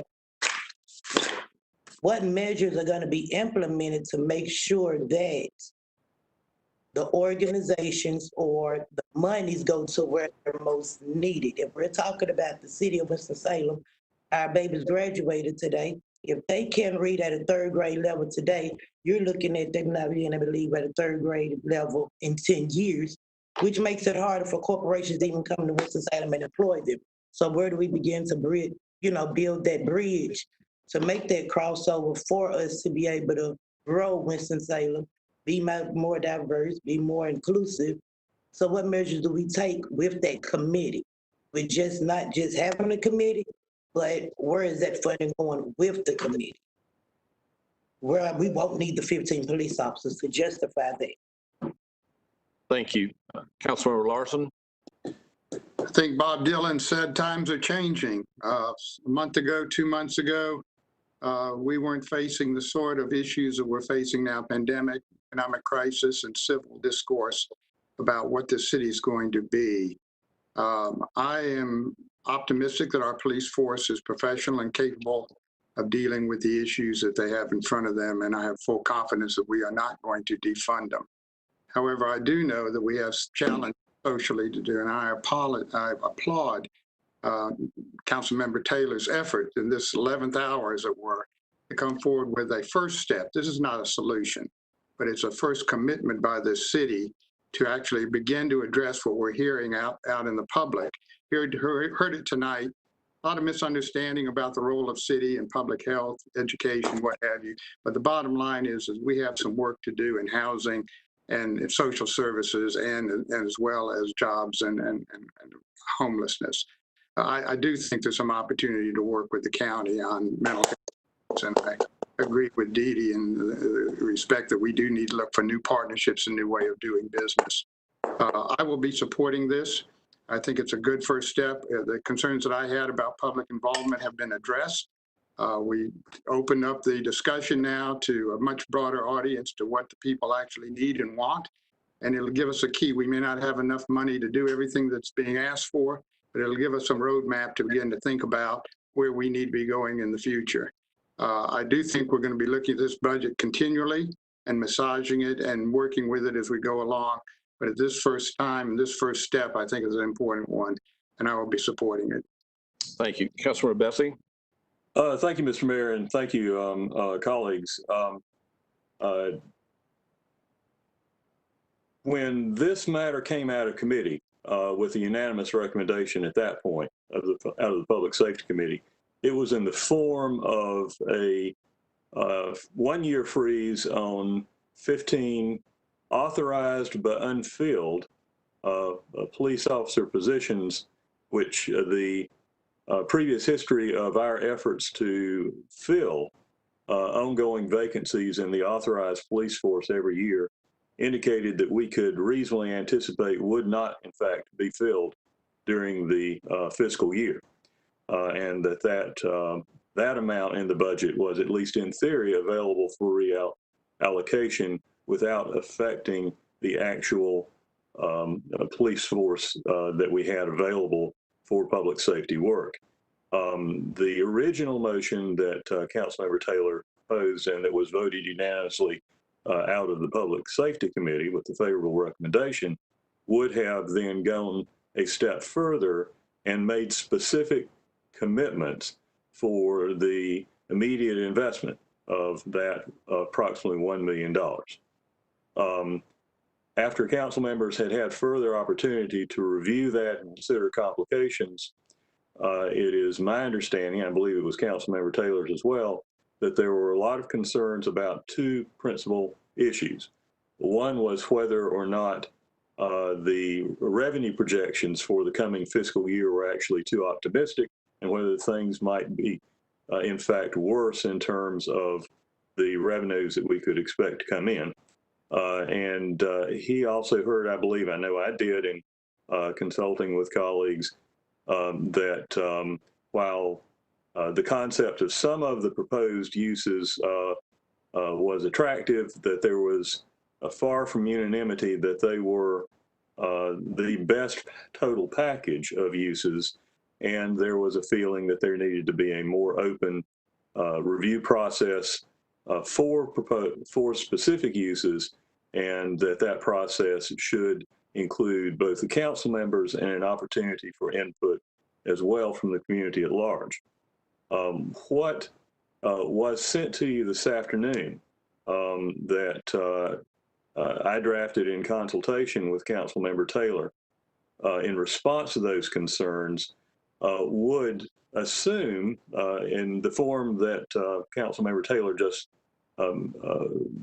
made it, that there would be that up to $1 million in funding available for discussion at the time that the substitute motion that you have in writing projects. But it does not commit the city to spending any of those funds, because the specific uses that would be proposed to the council and considered by the council had not been firmly identified, nor had they been specifically approved by the council. So none of that spending would take place without further approval by the council. The substitute resolution that you have before you specifies that the council as a whole would have the full opportunity to review those, could, if in fact, if it chose, send any or all through its regular committee process for further analysis. And only after that process had been completed would the council then determine which, if any, in fact, of the recommendations it chose to take. So the process in that substitute motion, as Councilmember Taylor made it, involves a process for those who don't have it who are listening and don't have it in front of them, of setting up what we refer to as a Community Investments Review Committee, which would be appointed by the mayor and the mayor pro tem on the basis of nominations from each council member. That committee would then take comments and discuss over the next several months possible community safety and equity and anti-poverty investments that could be made at this time over the next year. And that committee would then make recommendations to the city council no later than October 1st. The other part of the substitute resolution anticipates that anticipates that the city council would need in that consideration to be informed by updated revenue projections and updated reports on city employee vacancy positions.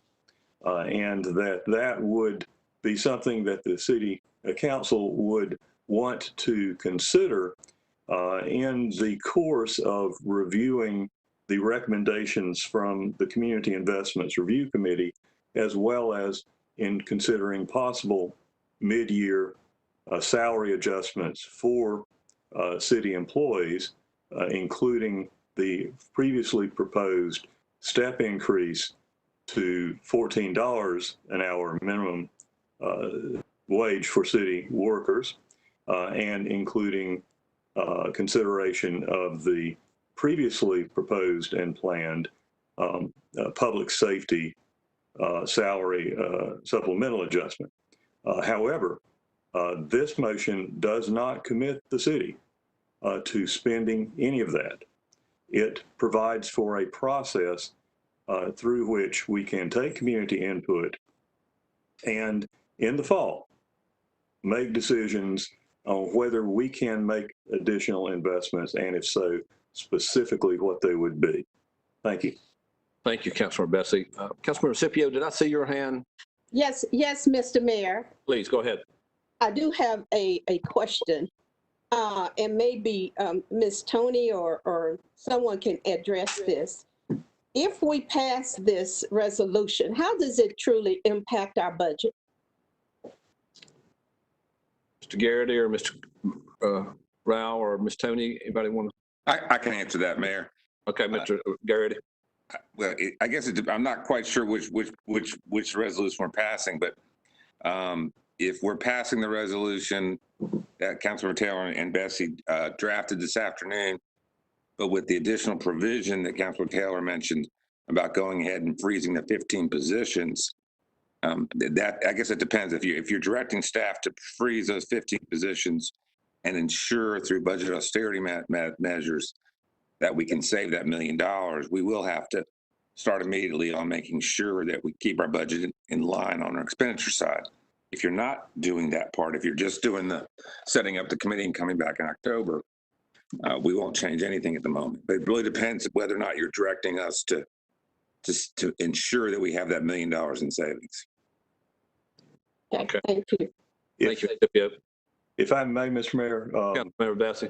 And of course, Councilmember Taylor may wish to add to this, but it is my understanding that the intent of the motion, Councilmember Taylor, and certainly is seconded by myself, would not direct the city manager to actually begin implementing any additional austerity measures, but simply to study the question of what additional savings could be found and to include that in his report to the council in October. And if I misunderstood Mr. Taylor's intent, then Councilmember Taylor can enlighten us on that.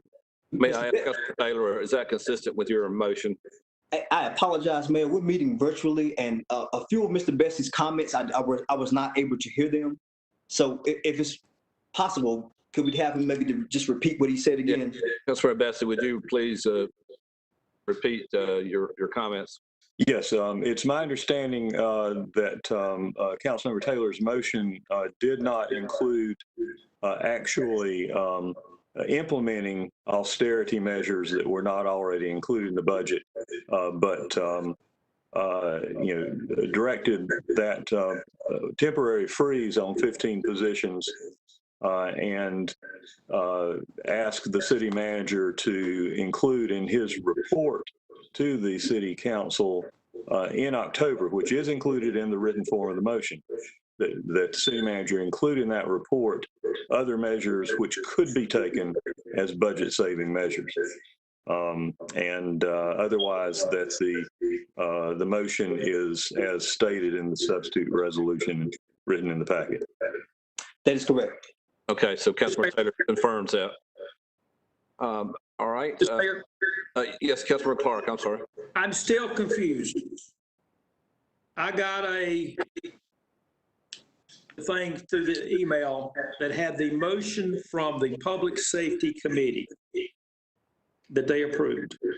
This afternoon, I got another email with what was described as a substitute motion. Yes. Right. Are we voting, is this truly a substitute motion? Because what I asked earlier, the answer I got implied that this was an add-on to the public safety motion. They are in conflict, and that's my concern with it. I see what you're saying. What are we voting on? So my understanding is we're voting on the resolution that was sent out this afternoon, Mr. Clark. That's the only thing we're voting on, which I have no trouble with. Correct. That's my understanding. Councilmember Taylor just confirmed that, I believe. And we're asking to freeze the positions, vote on the resolution from this afternoon.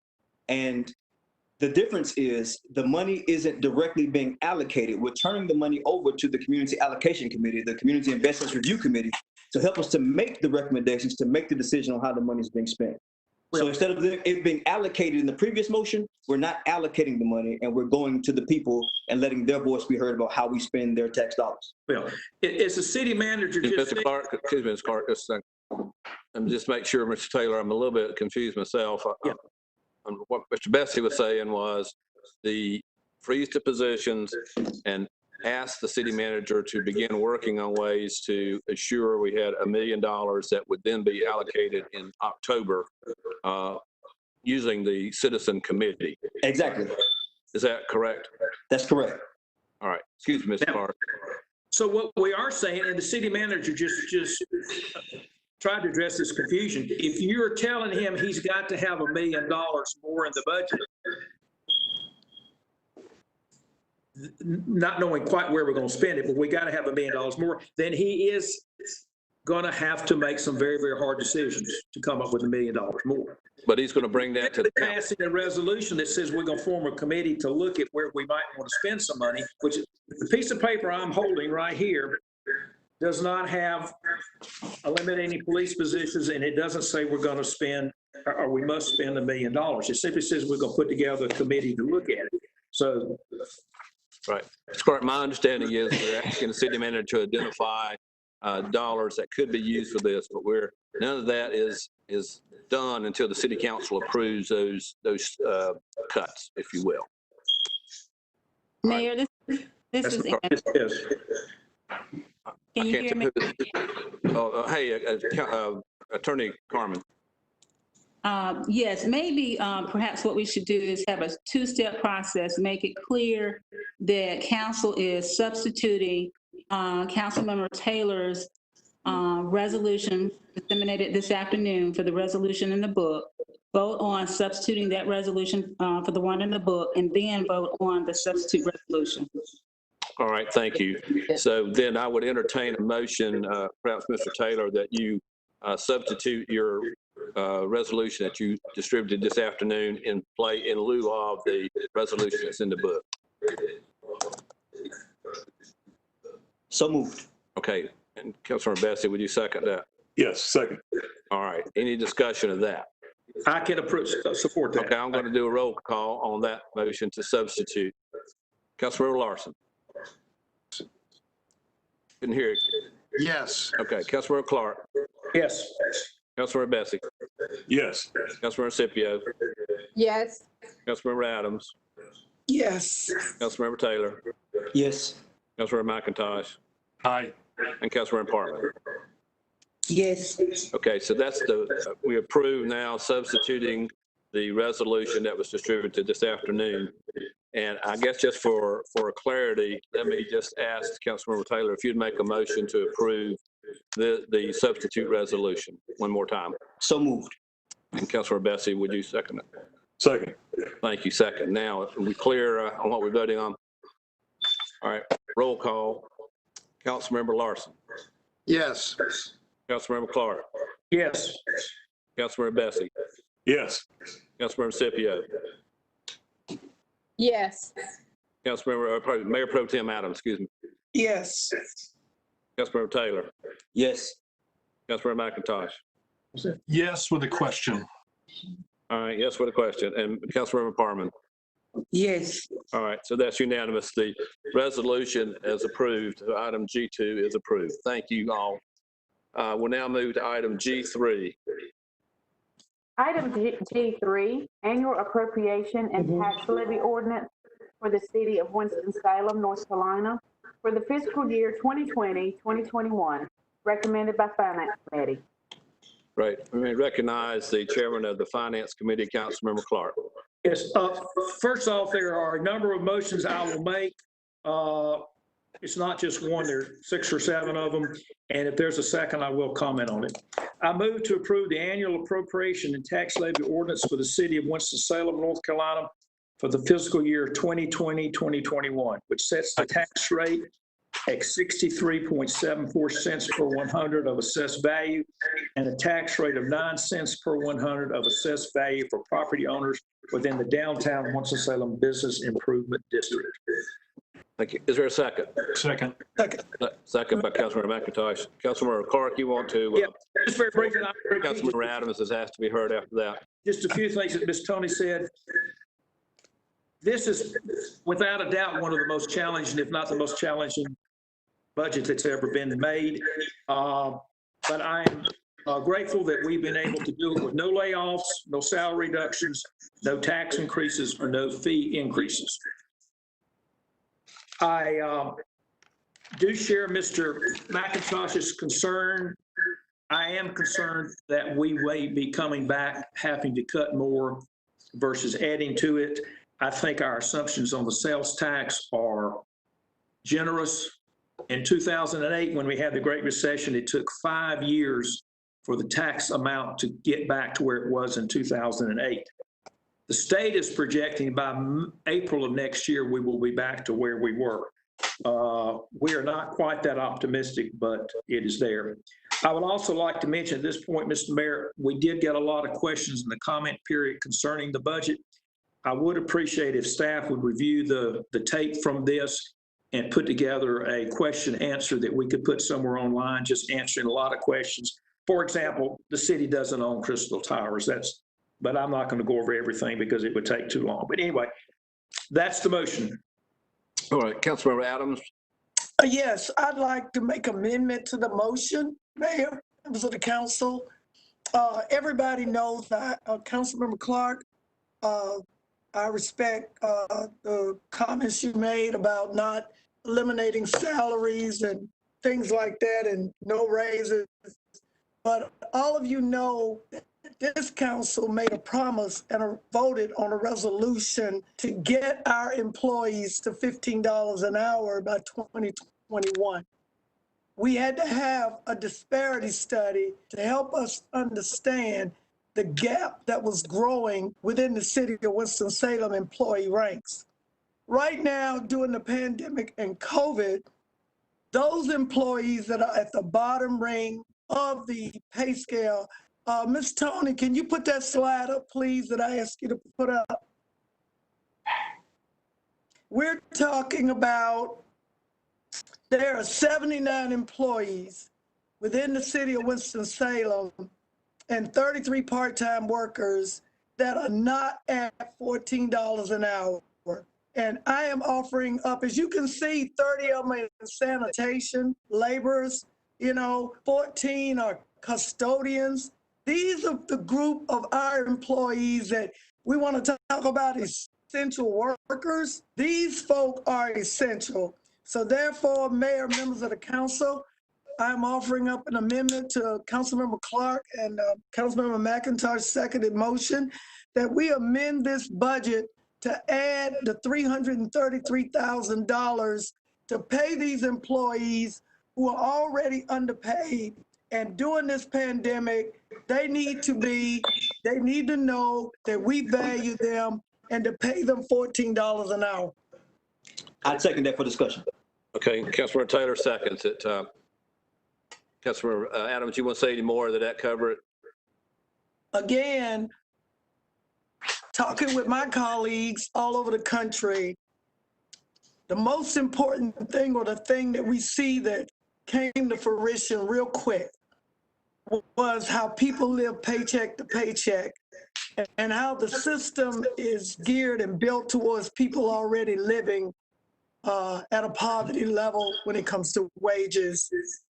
Again, Mayor, members of the council, if we had not signed off on this when we did, if we had not made a solemn promise by voting unanimously to get our employees to $15 an hour in 2021, I am asking the council and staff to find that $333,000. Again, for those of you that know, I've been standing on this since January, February, and I knew it was going to be a difficult budget season, but I believe the people of the city of Winston-Salem expect us, if nobody else, to value our employees who are doing yeoman's work, essential employees.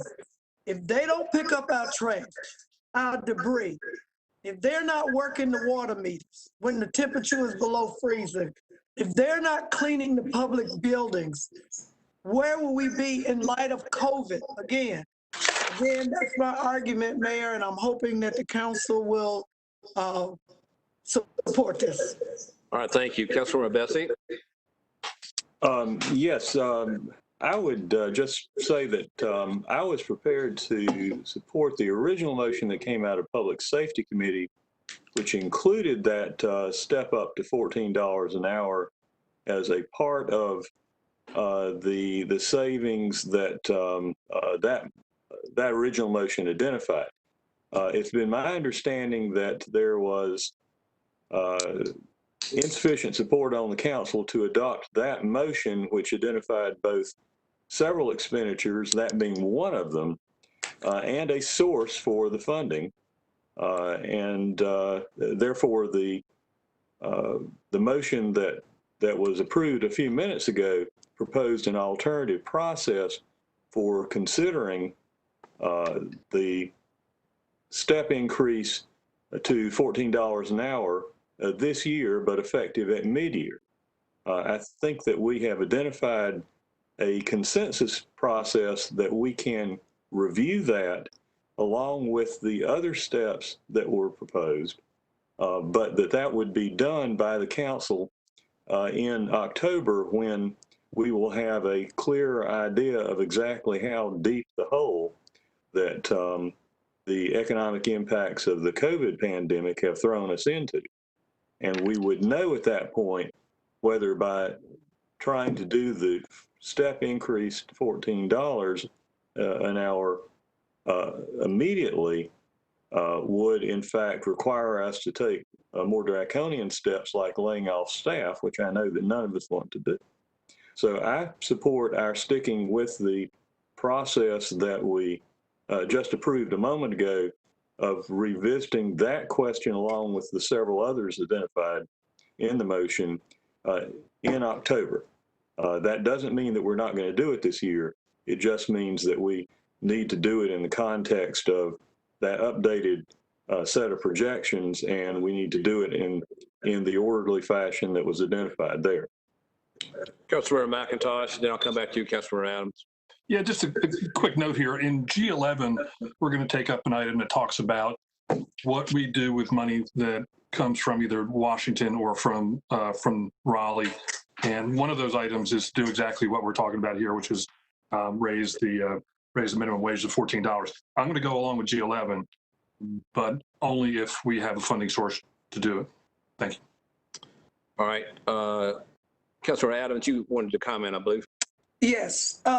Again, how can we, again, when we talk about building trust from our citizens in the city, and the citizens and the people have spoken, and they are concerned about the social injustices of not just criminal justice, they're concerned about poverty.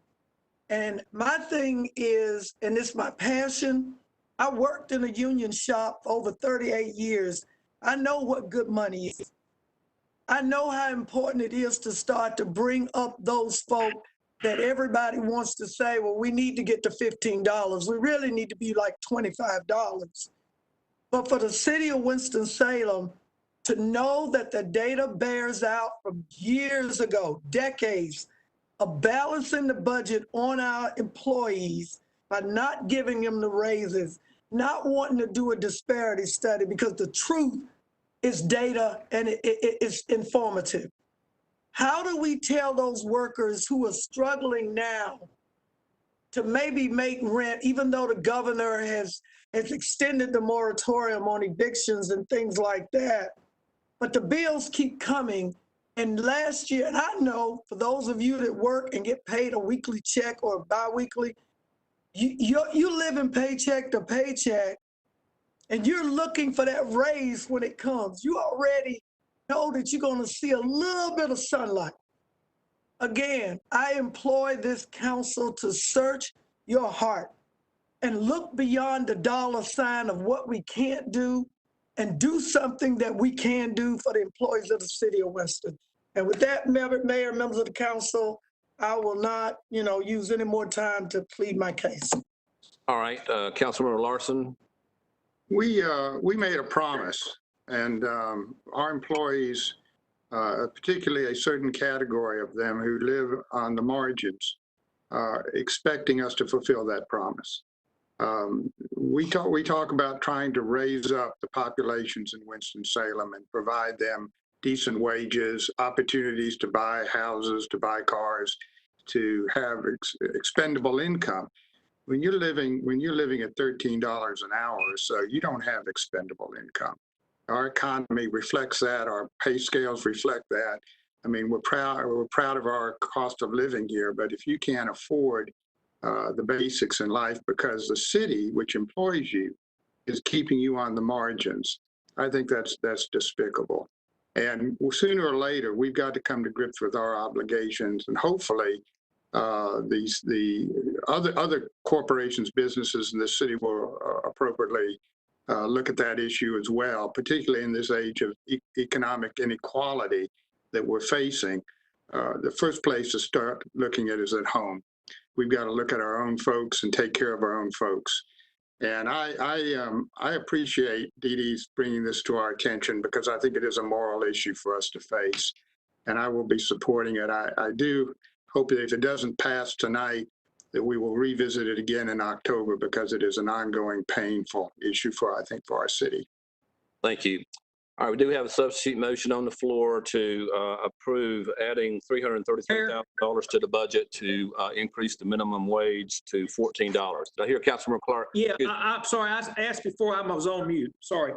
Just a few quick comments. First off, we budget yearly, and it is understood and stated usually every year that while we may plan past year one, we do not obligate future boards past the year that we're in. And that's why we only adopt a one-year budget. Even the capital budget, which we will also vote on, while it has a 5-year lookout, we only vote on year one. I would just remind the council members, there are no free lunches. We've already asked the city manager to go find $1 million, and now we're throwing in another $330 million. I will also remind you that we made this same promise, and I would not use that word. I would simply say we made a commitment to try to get there to the police department on a 2% raise mid-year. We're not thought, this budget does not include that either. And if we all go around the table and ask for a little more money for what we think is important, we will be out of money. And yes, it would be great to pay everybody $25 an hour. Go ahead and make the motion. Maybe where in the heck is Lee Garrity going to find that kind of money?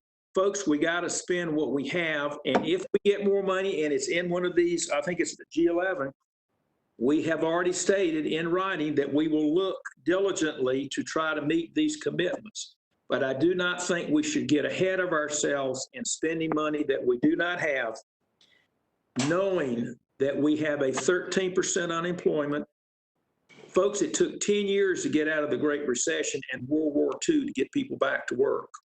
It took 5 years to get the sales tax back up to the 2008 level. If we had not sold the Nissen building, which is purely by chance, we would have had a $7 million pull of the reserves this current year, and we're already building in over $9 million in the current budget. We're already spending $9 million more than we're taking in. It's not that we don't want to pay people, it's just we don't have any money right now. And hopefully we'll get to do some of these things. But we got to have ongoing revenue to fund ongoing expenses, and we do not have that as of yet. Thank you. Thank you, Ms. Clark. Councilmember Bessie? Yes, I just want I want it to be known that I am uncomfortable voting no on Councilmember Adams' substitute or amendment, but that I feel obligated to not pretend that it doesn't jump the queue of the process that we just voted a few minutes ago to set up for considering salary step increases, including this one, as well as other investments.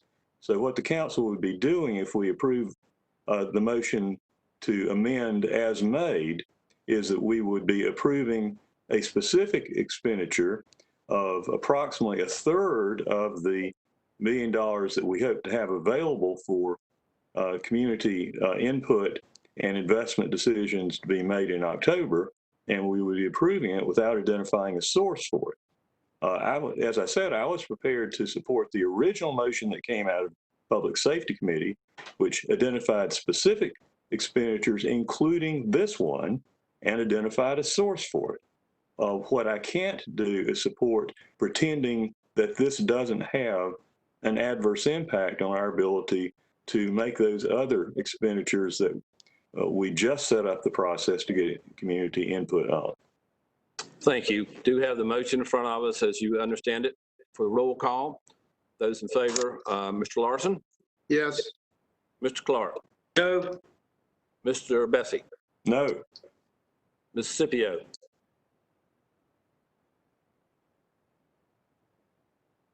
No. Mayor Pro Tem Adams? Yes. Councilmember Taylor? Yes. Taylor? Yeah, okay, thank you. Councilmember McIntosh? No. And Councilmember Parman? No. I'm afraid the motion fails on a vote to 5-3. I think we do have an opportunity to revisit this with the funding group there. So thank you, Councilmember Adams. We're now back to the original motion made by Councilmember Clark to approve the budget and set the tax rate. Again, roll call. Councilmember Adams, excuse me, Councilmember Larson. Yes. Councilmember Clark. Yes. Councilmember Bessie. Yes. Councilmember Scipio.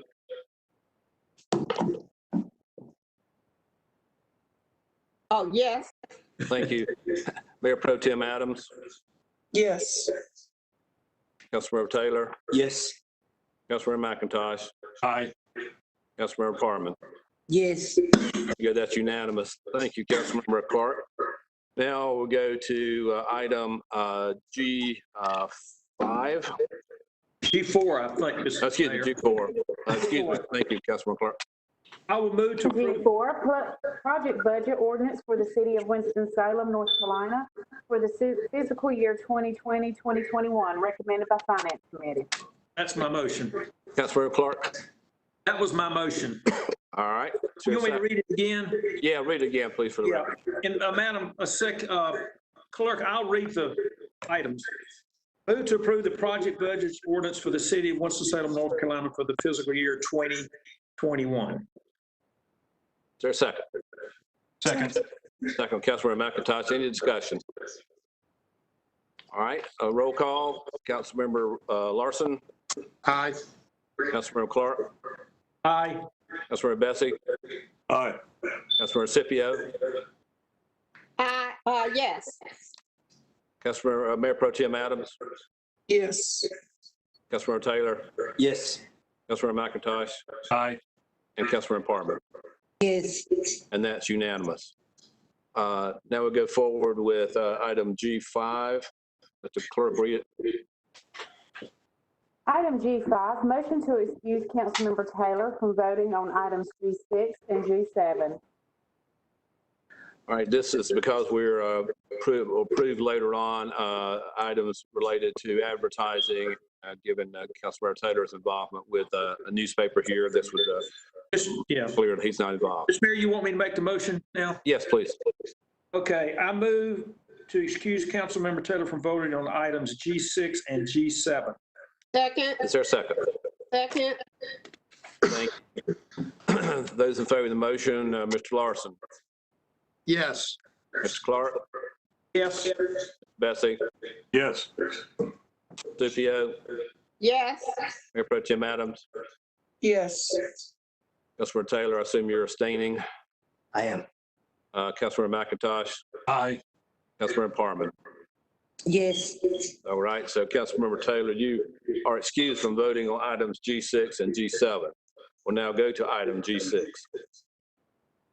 Okay, Mr. Mayor, Yes, I move that we approve the annual appropriation and tax levy ordinance for marketing, communications, advertising, and select books, magazines, and periodicals budgets for the city of Winston-Salem, North Carolina for the fiscal year 2020 to 2021. thank you. Is there a second?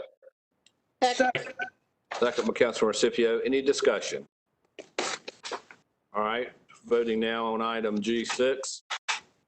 Councilmember Larson, Yes. Councilmember Clark, Yes. Councilmember Bessie, Yes. Councilmember Scipio, Yes. Mayor Pro Tem Adams, Yes. Councilmember Taylor is excused, Councilmember McIntosh, Aye. and Councilmember Parman. Yes.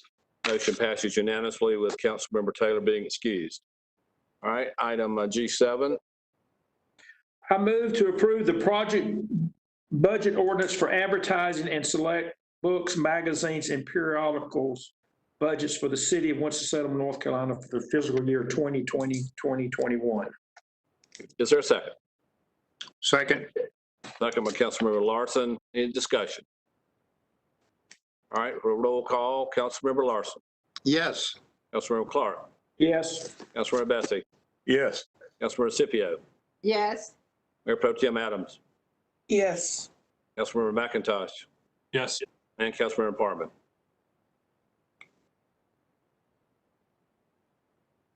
Councilmember Yes. Parman. Oh, thank you. It's unanimous with Councilmember Taylor being excused. Now we go to item G8. I move to approve a resolution approving the capital plan for the fiscal years 2020 to 2021 through 2021 to 2026 as a financial planning guide. Second. Second. Second, any discussion? All right, for the roll call, Councilmember Larson, Yes. Councilmember Clark, Yes. Councilmember Bessie, Yes. Councilmember Scipio, Yes. Mayor Pro Tem Adams, Yes. Councilmember Taylor, Yes. Councilmember McIntosh, Aye. and Councilmember Parman. Yes. Thank you. Item G9, Mr. Clark. I move to approve a resolution authorizing an interlocal agreement between the city of Winston-Salem and Forsyth County for grant funds to support the district attorney's domestic violence unit. Thank you, sir. Second. Second. Second by Councilmember Taylor. Any discussion? All right, for the roll call, Councilmember Larson, Yes. Councilmember Clark, Yes. Councilmember Bessie, Yes. Councilmember Scipio, Yes. Mayor Pro Tem Adams, Yes. Councilmember Taylor, Yes. Councilmember McIntosh, Aye. Councilmember Parman. Yes. That's unanimous. Thank you. Item G10. Mr. Mayor, I'll make the motion. If there's a second, I would like to comment on it. All right. Move to approve a resolution amending Article 2 of the City of Winston-Salem Personnel Resolution to adjust the common performance evaluation date and to delete certain position classifications and allow for mid-year merit pay adjustments if the federal and state coronavirus relief funding is received, and amending Article 3 to increase the number of holidays that an employee can carry over each calendar year, increase the number of days to use accrued holidays. All right. Is there a second? Second. Seconded by Councilmember Scipio. Councilmember Clark, go ahead and make a comment. Yeah, I would make the same one on G11. This is more of a question than a comment, but we, in Mr. Taylor's motion, we're setting up a committee to look at what to spend money on, whereas this motion specifically says we will use it for mid-year merit pay adjustments. Understand that this would be the most recent resolution, so I think it would override an issue in the previous Taylor motion, and I would like for the city attorney to comment on that. Would you state your question again, Mr. Clark, please? My question is, this one says, President, that the mid-year merit pay adjustments would be first in line with the federal and state coronavirus funds, whereas we have directed a new citizens committee to look at where to spend additional funds. Your question is, which one has precedent? Yeah, what we gonna do? Ms. Carmen, are you clear on the question? I am. I think it would be wise to clarify the motion as it relates to the merit increase and just say the merit increase is to be handled by the previously adopted resolution for G2. Yeah, I think that's a good idea. And I would like to amend my motion to state that mid-year, take out allow for mid-year and just put in mid-year merit pay adjustments to be reviewed by new Citizens Investment Committee. That's a kind of a friendly amendment of your own motion, and Councilmember Scipio seconded that. Are you second that change? All right. Yes. Any discussion? All right. For the roll call, Councilmember Larson. Yes. Councilmember Clark. Yes. Councilmember Bessie. Yes. Councilmember Scipio. Yes. Mayor Pro Tem Adams. Yes. Councilmember Taylor. Yes. Councilmember McIntosh. Aye. Councilmember Parman. Yes. Thank you. It's unanimous. Now, item G11. Again, Mr. Mayor, I will move what the committee voted on, and I will allow a comment after I make it. Move to approve a resolution prioritizing uses of potential federal and state coronavirus relief funding. There's a second. Second. Second by Councilmember Scipio. Go ahead, Ms. Clark. Yeah, I make the motion because it was approved by the committee, but I'm not sure this is relevant anymore. And what this was purely a planning tool for staff that as monies come in, and we hope they come in, that he has some type of indication of where we would like to spend it. There's no binding resolution here. It was a kind of helping the city manager on what to bring. There's no harm in approving it, but I'm not sure it's relevant anymore. And I would appreciate the city attorney's opinion here as well. I would say that I believe it is relevant. I think Councilmember Taylor's resolution dealt with up to $1 million to be allocated. You know, if we happen to look out and get some significant dollars from the federal government, I think the priorities in here are very important to the city, particularly the replacement into our general fund balance and things of that nature. Yeah, I don't have any trouble with it. I just don't want to. I want to just be sure I'm not stepping on toes there. I understand. All right, Councilmember Bessie. Yes, I just note that the priorities that are included in that resolution that came out of committee are to send the new funding first to the fund balance, which doesn't preclude the council from subsequently deciding that we want to allocate part of that fund balance that we saved on some other task, including, for example, a step increase in the minimum wage. I agree, Councilmember Bessie. Thank you. All right. we have the motion. Roll call. Councilmember Larson. Yes. Councilmember Clark. Yes. Councilmember Bessie. Yes. And Councilmember Scipio. Yes. Mayor Pro Tem Adams. Yes. Councilmember Taylor. Yes. Councilmember McIntosh. Aye. And Councilmember Parman. Yes. Thank you. That is unanimous. Now we go to item G12. I move to approve a resolution establishing austerity measures to manage the fiscal year 2020-21 budget. Is there a second? Second, Councilmember McIntosh. Thank you. Any discussion? Mayor, just really quick. Councilmember Taylor. I voted against this item coming out of committee, but based on item G2 and the austere measures that are going to be necessary to balance the budget, I will be supporting this item this evening. Thank you. Thank you. All right, for the roll call, Councilmember Larson. Yes. Councilmember Clark. Yes. Councilmember Bessie. Yes. Councilmember Scipio. Councilmember Scipio. Yes. Thank you. Mayor Pro Tem Adams. Yes. Councilmember Taylor. Yes. Councilmember McIntosh. Aye. Councilmember Parman. Yes. And that is unanimous. Thank you. We'll go to item G15. If the clerk would read that, please. Item G15, Mayor Jordan's recommendation for appointment to the Tourism Development Authority, Councilmember Jeff McIntosh, Northwest Ward. Is there a motion? So moved. Is there a second? Second. Thank you, Councilman. Second. Oh, I missed it. Any discussion? All right, we'll go for the roll call. Councilmember Larson. Yes. Councilmember Clark. Yes. Councilmember Bessie. Yes. Councilmember Scipio. Yes. Mayor Pro Tem Adams. Yes. Councilmember Taylor. Yes. Councilmember McIntosh. Aye. Councilmember Parman. Yes. That's unanimous. Thank you, Councilmember McIntosh, for agreeing to represent us on the Tourism Development Authority. My pleasure. Go down to item G16. Item G16, public comment period. This is a time once per month that the City Council and I set aside 30 minutes to invite members of the public to address the City Council and me on matters that are germane to city government. Again, we asked speakers to limit their comments to 3 minutes. So we're ready to begin the public comment period.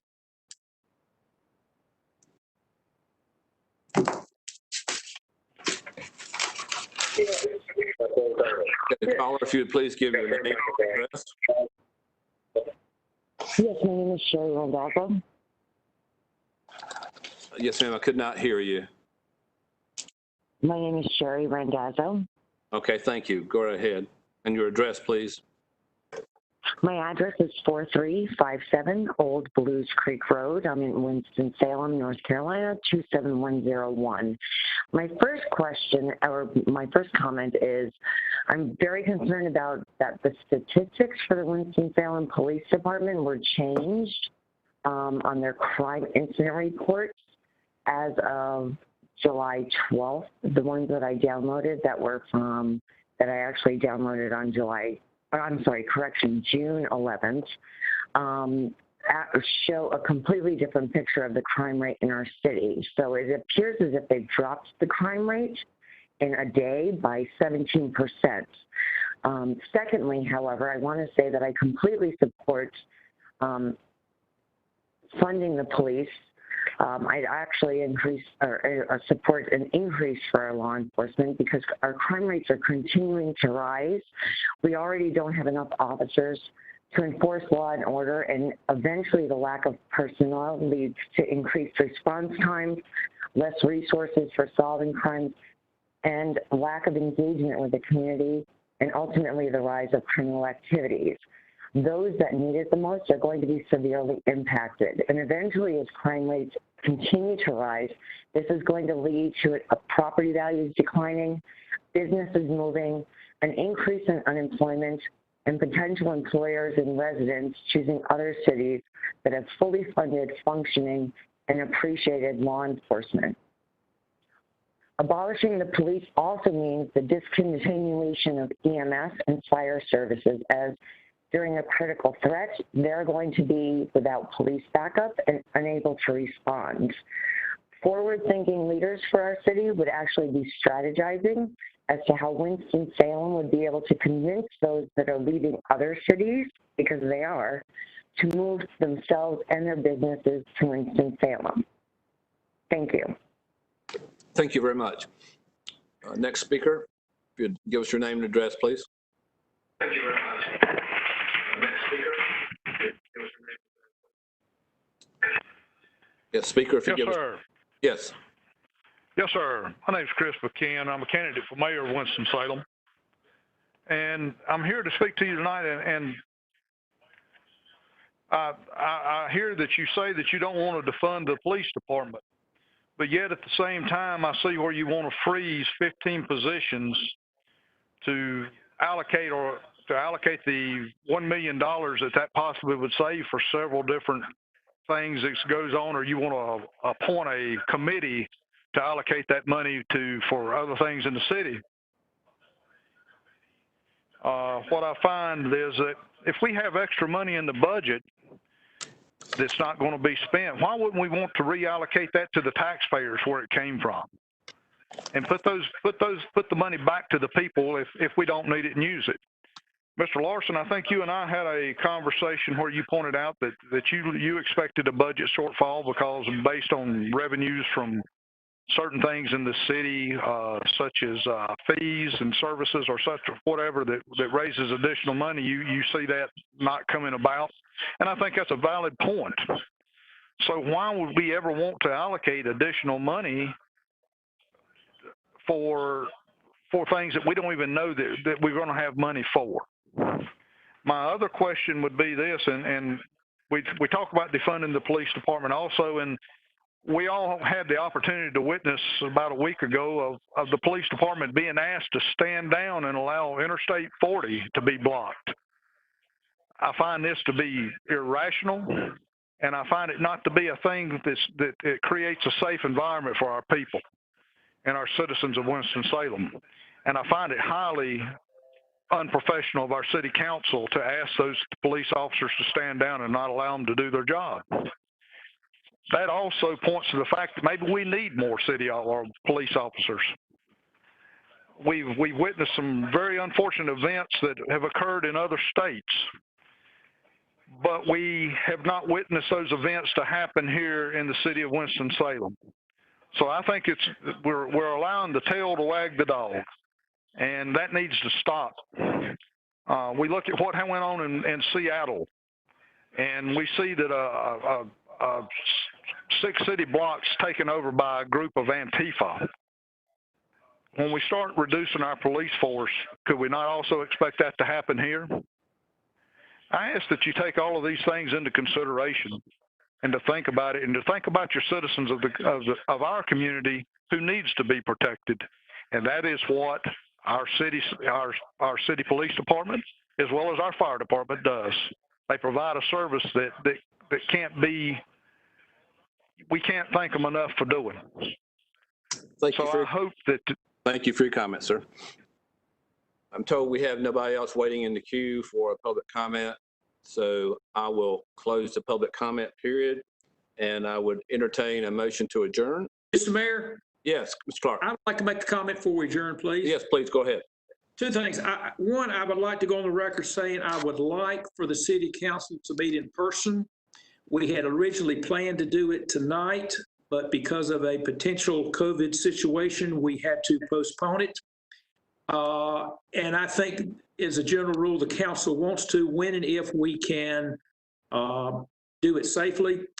It is difficult for all of us, both the folks listening, calling in, council members, et cetera, to do it this way, but we kind of have to until we come up with a better system. But I want everybody to please understand this isn't our preferred method. We would prefer to do it in person. Secondly, I would like to thank my finance committee, Ms. Tony and her staff for the budget. We always have more needs than we have resources. That's true with our own pocketbooks. It's true with the city budget. Nobody gets everything they want, including me. But all we can do is take the funds we have and do the best we can from a collective standpoint.